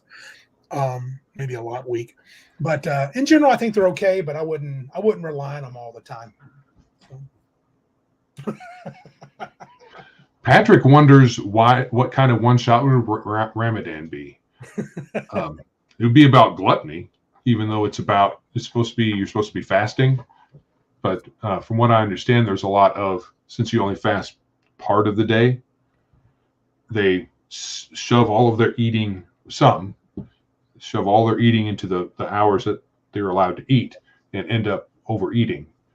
Apparently, in some countries that practice Ramadan, how you pronounce that, the purchased food, whatever stat that is, goes up instead of down. You'd think it would go down. When a whole country is fasting, food purchases should be down, but it actually goes up. Oh, I didn't know. I missed this. And Malachi has just reminded me of it. Where did he make the statement? Malachi, I want to give you props. He said something about House of Strahd. That has them at 3 different power levels. Yeah, I had that at one time. I remember that. Yeah, it's real quick. Oh, no. I'm remembering something else. Go ahead. Let me do this real quick, just so you can. What I'm remembering is not Ravenloft. I'm remembering a different module that has Orcus at 4 different power levels. Yeah. So this is the House of Strahd. It's a 93 revamp of the Ravenloft adventure. I don't had 3 different power levels. I recall that. Very cool. Yeah. Thanks, Malik. Is that supposed to be Strahd? Yes, I know. He's kind of not a great. I understand he's probably maybe that's a transition to bat, so he looks kind of funky. But he's transitioning. Strahd is transitioning. They were early. They were early onto that thing. He's a bat friend. Yeah. Yeah, and Mr. Bovan says, what about a Kwanzaa themed adventure? Sure. Bobby would love that. Yeah, I have no idea. The colorful costumes, that'd be about all I would. So you say Halloween adventure is cool because it fits D&D monsters. Anything Yeah, else? it does fit more. Feels Unless cool. you go with more darker versions of these myths or these things like Christmas, if you use Krampus being kind of a monster, and he has servants that are probably monstrous as well. That would be one thing. Thanksgiving, I don't know how you do that. Right. Unless you go with, I don't know what you would do. Valentine's Day, also, like you were saying, it would be more dealing with like a monster that rips people's hearts out and leaves them as calling cards or something. I don't know. Yeah. All right. Let me wrap this up. The random geekitude. We got. We're not going to do the email question from Web Warrior tonight, are we? We're going to wait on that. Oh, I already said that we'd already read it on a previous. Okay. Yeah, it was basically asking us our thoughts about other old school. Oh, that was a versions of D&D. Yeah, that was a good question. I remember that because it was pretty involved. We almost have to dedicate a whole episode to it. It was a good. But we've talked about all of those things, but we can maybe zone in on specifically what his question asked. Mm-hmm. Maybe we it was part of a bigger overall thing. Why don't you send that if you can you forward that email to me, and then I'll set up another we'll take another stab at it because I thought it was a really good question. Here we go. Our man says Thanksgiving, you fight all your relatives. Yeah. Oh. All right. So what about some reports, man? What's up with Big Geek Emporium this week? Anything new and exciting? I got some more images of some images of proposed designs from the dev folks. We cool. Do. I've already announced that we have print on demand. I think we have a new book up already. So two products, but they're from the same guy, David Guile. I think it's the same book too. One's color, one's black and white. So it's not really a new product, I guess. Let me find this picture. Open original. Yeah, I was just sent a quick message to David Guile, in fact, thanking him for his comments on the module, and I'm going to be taking some of those to heart. So we did finish the adventure, David, but I'm going to add some more stuff to it. So thank you. It was quite helpful. It's going to definitely flesh it out. Cool. All right. I have this open. All right, so let me get back here. I'm going to share this right quick. This is going to be, it's an image of what the publisher, hey, David's on, good. I'm going to put up a picture of my most recent image sent to me from the devs, and this is going to be where a vendor will put their product. So maybe we can get some good feedback on it. Let's see, share. Oh, present. Yeah, share's over. Yeah, it says present on the menu here, but then it says share screen. Gotcha. Nice consistency there, people. All right, so hopefully the folks can see this fairly well. I have it blowed up pretty good. Let me see if I can blow it up some more. A little more blowing, Joe. Yes, that doesn't have multiple meanings. No, it does not. So this is a design for one of the pages on the site. Most of them are going to have this sort of color coordination here. This cool. Image here, right? The hero. This is not really a hero image, but it's in that spot. it may end up being a little smaller. Some people have said that it's a little too big, but be that as it may, this is where the creators will put in their products to create a product for purchase. So cool. Right now, this is much better, and hopefully Dave will respond. Dave, look! What does that Elle mean? doesn't like it. How surprising! What does he mean, sepia? Sepia.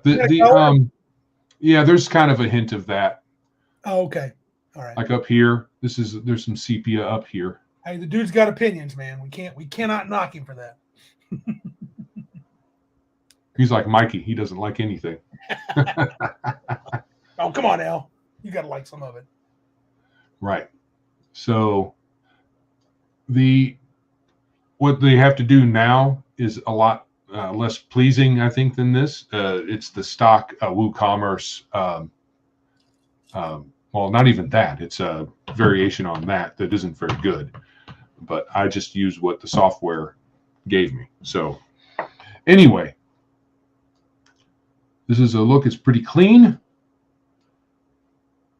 It's all one page.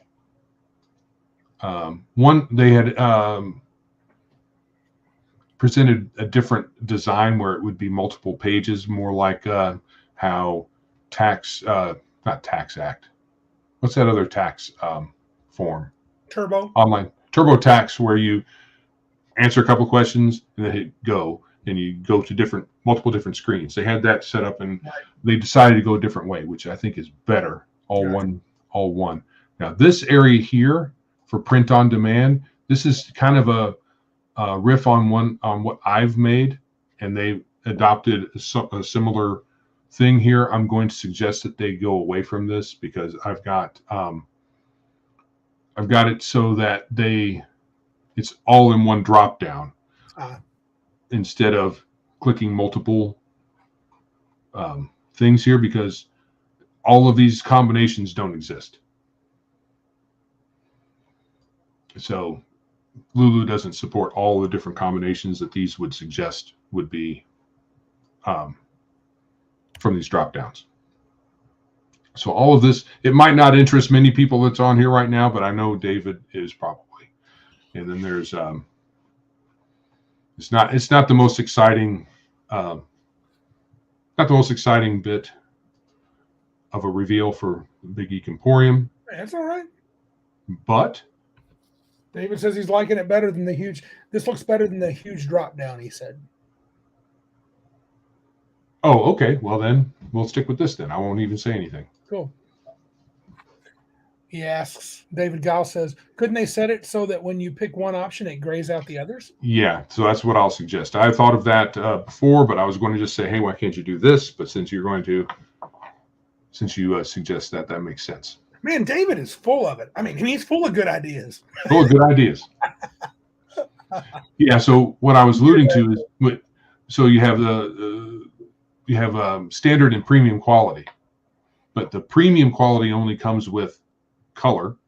Black and white only has standard. There's not premium black and white, which makes sense. I mean, it's black and white or it's black and white. I don't know how premium you can get with that. Hungar, the Starvarian. Hey, man. What's up? David saying, shut up, Randy. Your module sucks.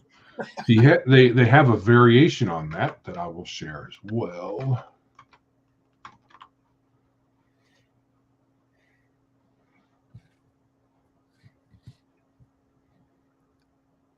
Let's see. Make sure.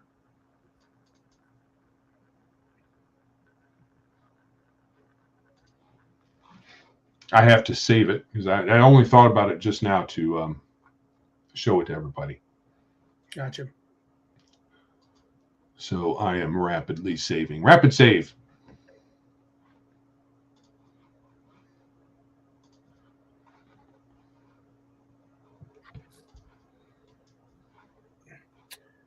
David commented, he goes, I'm pretty sure I saw premium black and white ink on Lulu, but the price difference is really small. Yeah, when you they sent me, or they have a downloadable spreadsheet, and in that spreadsheet it shows all the different combinations, and there's not a single combination involving black and white and premium. So I may have overlooked it, but I looked several times just to make sure I wasn't overlooking it. Besides, when I tried to submit one on a test, it didn't understand the code combination that represents black and white premium. So it would say this does not compute, in essence. All right, so let's present this here. All right, so it looks similar. And if David notices anything different, that's fine. You're going to be able to drag and drop instead of just copy pasting, which some people will like better. So this little area here, physical, premium, black and white, and all of that is different. I think this gives a status update. So once you submit something, right now, you may not be able to see all of the different status updates. I think here it's showing that they'll be able to do that. So that's always good. Oh, this is the biggest thing here. The devs wonder if it would be better to store the product covers and interiors on Biggest Geekest site, so that so it could save on storage for the creators. I don't know if that's a big deal or not. If David's still on, maybe he can chime in. I don't know. No one has asked me whether or not I would do that. Oh no, I think David might have. But as far as I know, there's no way for them to grab those files directly from us, because the file permissions on Big Geek Emporium doesn't allow that for one reason or another. It can be.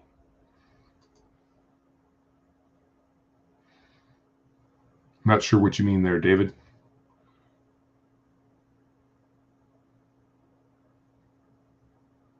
Oh yeah, because okay, so David is saying that Dropbox, it'll fill up Dropbox pretty fast. So if you have a free Dropbox account, the storage there is really not so big.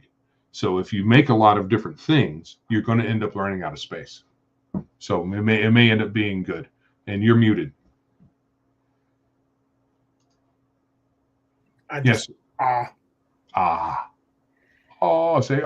Yeah, Red Room does. Red Room has so many, 26, 20, 30. They have 30 different products. Nice.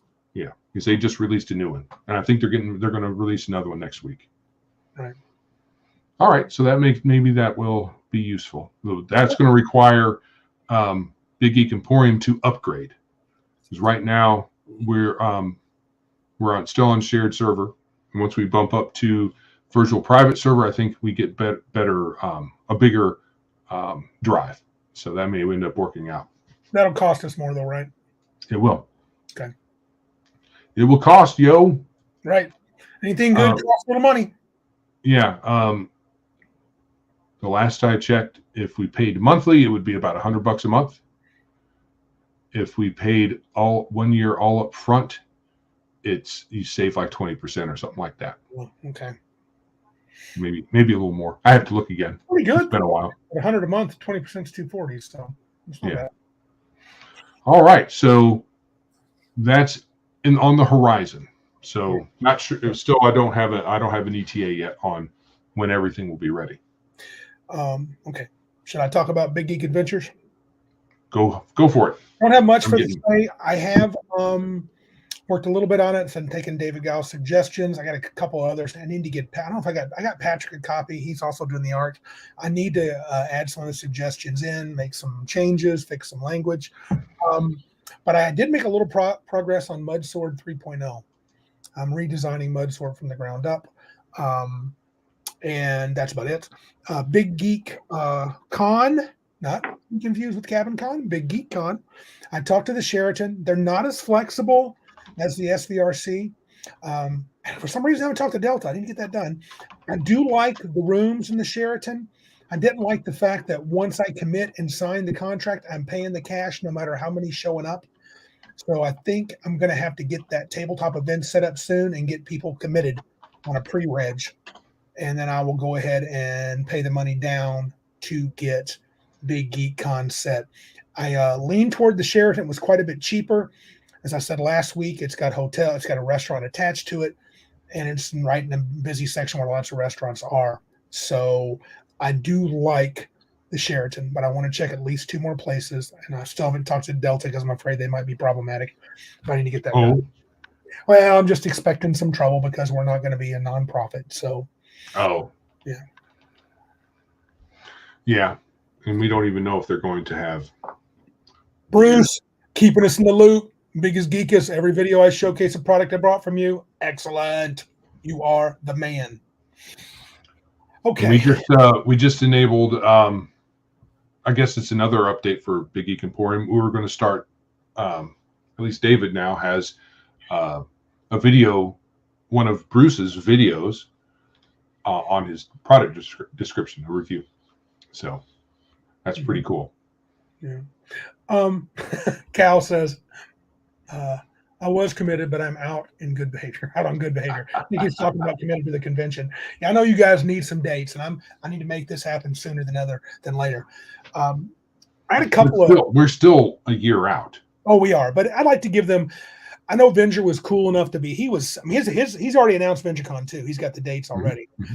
Last year he was about a year out too. So I know I bought my badge there pretty quick, and I'd love for other folks to be able to do the same thing so they could be in. We can get the money maybe, and I could make sure I got cash to pay for the venue. I got the cash. I just don't want to be out a big chunk of money and then only like 12 people show when I was expecting 40. We'll see. Anything else in Big Geek Land, or shall we move on to the last 2 ideas? I will say that since PayPal decided to become giant buttheads, or revealed that they were or are, sales have dropped off a cliff because a lot of people used PayPal, and I think a lot of people abandoned the PayPal ship. Oh boy! For fear of getting their money sucked out of it. Sure. So my advice is don't hold $2,400. Don't hold much money in PayPal, and they can't hurt you. Right. In the short term, it's kind of hurt us a bit. Hopefully, long term, I can figure out an alternate, or maybe this will smooth out and people will not be scared to use PayPal, because I think that's a bit of it. That's a bit of the problem. Right. And of course, the economic downturn. Economy's bad, so less people are wanting to let go of their money. Yeah. But which is fine. I'm not going to pressure anybody. I don't want to pressure people to use PayPal. I'm just going to say, right now, there's nothing I can do right immediately. I'm still researching some alternatives for that and for the vendors to be paid. Sure. That's how they get paid, is through PayPal. Right. Okay. I want to go to this link that Silent Josh shared earlier this week, and it may be just an interest for me. I just love documentaries on D&D. I own Secrets of Blackmoor. I have 2 Kickstarters, and I got a Kickstarter that actually told me this after Silent Josh told me that Dungeons and Dragons documentary is in the works from Hasbro's Entertainment One. Yikes. Joe Manganiello and Kyle Newman directing. I just wanted to mention that. I don't care about the article that much. And I don't know if anybody in the chat knows this. I had supported a Kickstarter several years back that had some legal issues with doing a documentary on D&D. And I supported another one called The Dreams in Gary's Basement. They both have been sporadic and updating, but they have been updating for several years. Does this interest you at all, Joe? It's Hasbro. Right. So that's going to throw you off, right? What about those? Anybody know about that Kickstarter? Because I got an email from the guy saying, hey, he made it seem like he's just handing this over to them because he hit a legal snag. So I don't know. I'm kind of interested, but it's going to be such a push. I think Secrets of Blackmoor is mentioned over here by Malachi. Yeah. Lost Dungeon of Tonisberg Kickstarter, $60 for the soft cover and Secrets of Blackmoor video on demand. So keep talking. I think anything from Hasbro, I guess maybe I'm going to kind of have a negative knee-jerk reaction. Absolutely. I'm not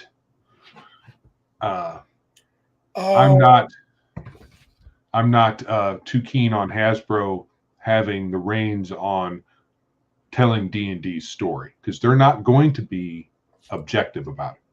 I did this a while ago. This is the Lost Dungeons of Tonisberg, and they're doing a new Kickstarter. So I have kind of the original one, hardback.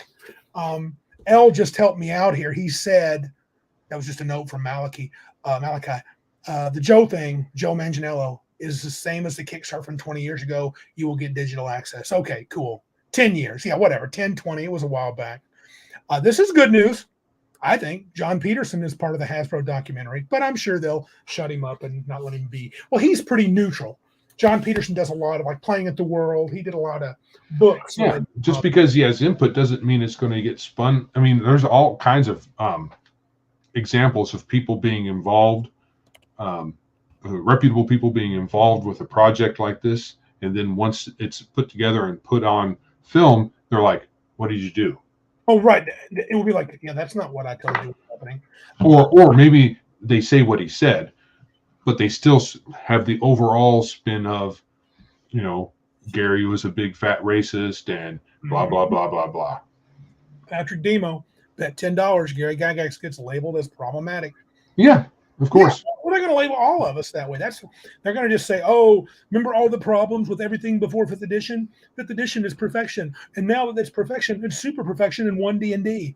I mean, it's possible that they won't go that route. Right. But I'm not going to be surprised when they do. No.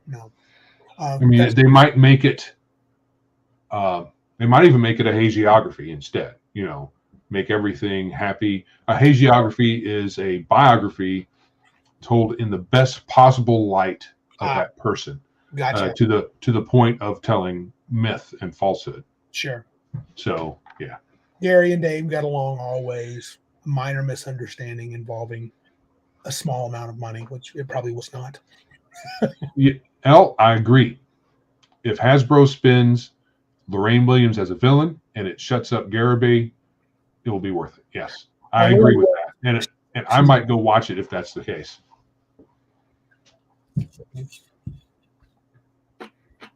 The last one, this hit me just a couple, like yesterday. I think I sent it out to Joe. This is, okay, I know we've talked about this. This is not a new thing, but I feel like I have to talk about this because I think it's more significant than even some that people may realize. This is the recent article where the She-Hulk people came out and said the fourth wall break on the finale, which I did not watch, but of course I listened to all the breakdowns of that and Rings of Stupid Powers, delivered a big FU to toxic Marvel trolls. And when you read it, and I don't want to read it verbatim because you can look at, there's a guy named Disparu, I think Hill versus Babyface, tons of people. They come out and literally say they hate you. And they made this as a screw you. The whole thing was made this to screw you. And my point in this is not to just debate this, but, you know, if this doesn't make you stop with Marvel, then nothing will. We say they hate you. Now they're saying they hate you. We say it. Now they're saying it. Yeah. And the trolls were just, they said, well, we knew people wouldn't like this, so we did it. So they're trolling people. And Right. they're saying any kind of disagreement, any kind of criticism is automatically, oh, you're just trolling us. And I may have to point this out. I'm sorry, guys. There's this one part where she literally, oh God, I've got to find this. Sorry that I'm scrolling, but she makes this comment that shows how ridiculous and lost that they are. And this is just Marvel. Oh God, what did the actress say? The actress who people kind of want to like. I'm not sure. I probably passed through it. The actor that people kind of want to like. What are you talking about? Daredevil actor? Yeah, right. Elle, I agree. It's old news to you. It's not to me. I agree that it is. And it's not child audiences. It's not aimed at anyone. It's aimed at idiots, feminists who think the stupid crap that they do every day, and the fact that they're mad at men, and the fact that they don't like certain people that don't disagree with their stupid choices. They're saying it. They hate us. And Kevin Feige agreeing on it says Kevin Feige hates us. It's simply, Marvel's not worth your time. If you're watching Marvel, I'm going to go one step further. You need to stop. I'm sorry. You just do. If you don't, I'm not going to hate you. I'm just saying, you're saying it's fine. They can hate me if they want to. I like their stuff. I like them to feed me the poop. Oh, gotcha. You said yes. She flat out said it is aimed at children. Oh, yeah. And how her quote. Oh, was, right. And one of her quotes was a sex positive. She wanted it to be a sex positive show aimed at children, which is what the left wants to do. Sex positivity aimed at children. And I couldn't find the quote. She even said, these trolls are just people that can't accept that females are a part of in superhero. This is superhero boy club, basically, and that there's no She-Hulk is like breaking that barrier down. There's women in superheroes. So I'm like, what are you talking? That is a ridiculous statement. I mean, you can't. It's like you don't even know what a comic book is, lady. Shut up. Go away. Go back to Orange is the New Black or whatever the hell she ever did before. And I don't know. I didn't think I was this mad, but I think we have to. I'm much more belligerent now. My frustration and anger is just Disney is garbage, Marvel is garbage, and really DC is too. I'm not watching any more superhero stuff. No way, no how, and nobody should. Took you long enough. No, I mean I was really there already, but I'm just like, it's just, God. I mean, they're not even trying to pretend like it. So I don't think it's worth it to get angry. I know you don't, Joe, but it expends too much energy. Fair enough. They don't like us. There's other stuff. What about Spawn? The old Spawn movie, I enjoyed it. It wasn't good. No, it wasn't. But I enjoyed it. It was cheeseballish. I loved the clown. The clown was cool, the Vindicator. And David Gile says we need to make our own media. I agree. I would love to be able to do that. I mean, we have Patrick Demo in our midst. He has some education in this realm. I don't know so much about movies, but theater. Yeah, it'd be awesome to make something, even if it's not that great. At least it'd be cool to make something. There was a show I was listening to. Legion of Myth talking to Palladium guy, Simbita. Yeah.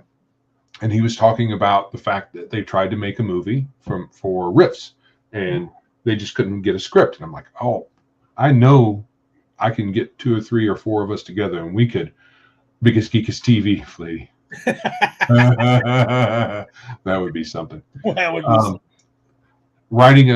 I don't know how to write a movie script, but considering the scripts that we've been witness to the last couple of decades, I don't think it doesn't look that hard. What the hard part is getting somebody to buy off on the script and the project in general, but it'd be cool. Yeah. Well, hold on. Here we got somebody. what does it say? Mr. Max Boivin. He studied in filmmaking and script writing, also in animation. Spent 12 years working in. Wow. So I'm sure he could write a script that wouldn't be dog poop like Marvel's dog poop script. But I mean, I get it. I need to ignore it, but this hit me so hard. It's like, you arrogant pricks. That's what they are. They're a bunch of arrogant pricks that we need. And I know it's the only way to do it, to take them down a peg. We got to just do our own thing, and I won't give them the finger. But essentially, I would say don't even worry about taking them down a peg, because it's not going to. True. What we do is we make it. We make it. It would if we stopped paying attention to it at all. Well, I'm going to say that a lot of times they make the reason a lot of in my opinion, the reason a lot of these things are bad to us is because they make them for a mainstream audience, and they have the message in there, right? And the mainstream audience doesn't care about the message because they're immune to it now. Or not immune. They've heard it so much it's background noise to them, and they just there's lots of explosions and stuff like that. So we're good. So as long as they make. Thanks, Al. Peace. I appreciate that. Dang. For what? Choke. I would like to choke them, Joe. That's what I'd like to do. Right. So it's not worth it. I know you're right. You and David and all the guys telling me that. I know. I'm just, Joe knows how I get sometimes. My mother says I come by my red hair naturally, which right. And Joe knows I have a temper. I can lose it. I'm being pretty checked right now. Right. I could be. So great. if we could make a thing, some sort of movie. Yeah. Whatever. Us making a movie is so ridiculous. That just seems that would. But it wouldn't be to take them down a peg. It would be to make something for people to enjoy on our side of this conversation. Well, by take them down a peg, I wish. Oh, sorry.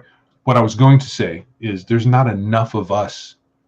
There's the mainstream. The mainstream is big. We are a niche of a niche. I don't think. No, Randy is a ginger. I guess you're a redhead. So yeah. I think it would take a lot more people for them to notice that we're not watching their stuff. I mean, there are some people. There has been some backlash, like with Netflix. And they've heated it. Correct. So they changed course a bit. They fired their whole. They fired a bunch of diversity hires, essentially. So yeah, I guess it's possible. I'm just not. I don't want that to be the. I wouldn't want that to be the focus of a creative endeavor. It would be to make something great for people to enjoy, for people, especially an audience of people like us. Yeah. Now I will say this, and I agree with you. I did listen to a guy who was clearly into. I can't think of his name. He's a reasonable guy. He reads comics, and he's mad about the new Dark Justice issue, and he's coming. He's a current guy. He's starting to come to the She-Hulk thing, drove him and his buddy crazy, and they're I think they're a little bit on the left side. I'm hoping it will even affect some of the lefties. What does David say? David says, might not be able to make a movie, but you can write adventures, games, stories. Comics are spendier, but more feasible. Start there. Yeah, that's where we're doing it right now. I did notice another thing on the Big Geek Emporium side, that while normal length comic books are not economically feasible from Lulu, because it's like $9 to print. That's not including delivery. That's not including what a prospective creator would want as their margin. So that's way above a single comic price now, I'm thinking, right? For like $5 or $7 or something like that. An average comic is probably $3 something. Okay, so that's really not possible. But something that would be more of the graphic novel length is like 30. Yeah. So that's much more possible to make a profit on, or at least be able to do without going broke. Yeah. So anybody out there who's listening to this, if you can make a comic book or want to make a graphic novel and produce it through Lulu on our site, we can support that. Yeah, so on BGE, correct. I think David's right. Other people are right. I'm not going to. I'm going to do what I can do. I'm going to try to dip my toe into RPGs. It's something I know and love. I will. I know that I love them. I'm not a master of them, and I'm going to attempt to write adventures. Maybe have a convention. I'd love to meet a lot of these guys. I mean, it would be so good if Mr. Max Boivan could come down to the convention. We could talk about our new movie. We can do it on Zoom too. We can talk to him on. Talk to him on Zoom. But it'd be cool to meet him in person. I just want to meet everybody. These guys are cool cats. So, yeah. And Maliki offers great advice. Don't forget the flamethrowers. Right. Yeah. Make fun of them. That's a fact. Bruce, BGET and hoodie. We need to have a Big Geek Emporium logo. Right now, it's just BG space E as far as a logo that I have up for the little tab in your browser, the browser tab icon. That's as far as I've gotten for an icon or for a logo. So if we could come up with a groovy logo, that's the only reason I've kind of drug my feet on adding print on demand merchandise for Big Geek Emporium. Guess we could for Biggest Geekus because we have a pretty decent logo we can put on shirts and whatnot, but not for the Emporium. I don't have a decent logo for that yet. We do have a in-house artist that could help us out. So yeah. All right, so I think it's safe to say for folks on our side, that would be cool. Yep. David, I'm sorry, you did this. What about the t-shirt logo? That's not the Emporium though, right? No, it's not. Just Biggest Geekus. I have that t-shirt around here somewhere. Anyway, that's for Biggest Geekus. That'd be great. That's what I was talking about to put on mugs and shirts and whatnot. So I think it's safe to say that She-Hulk is not for us. No. They didn't, and it's purposefully not for us, which is fine. But when people will argue that things like this are for everybody, which they are not. And these guys have thankfully told us who it's not for. So there's no reason for people on our side of this equation to even give it any time. And the writer said, I'm sorry, I can't let this go. The writer said, I didn't want to write a superhero story standard. And they found out they couldn't write a legal procedural. So they wrote this dog crap. Why couldn't they? They don't have the ability. Oh, that's literally they didn't know how to. Not really. And okay. Because I've watched a segment where Matt Murdock goes against Jennifer Walters in the court of law.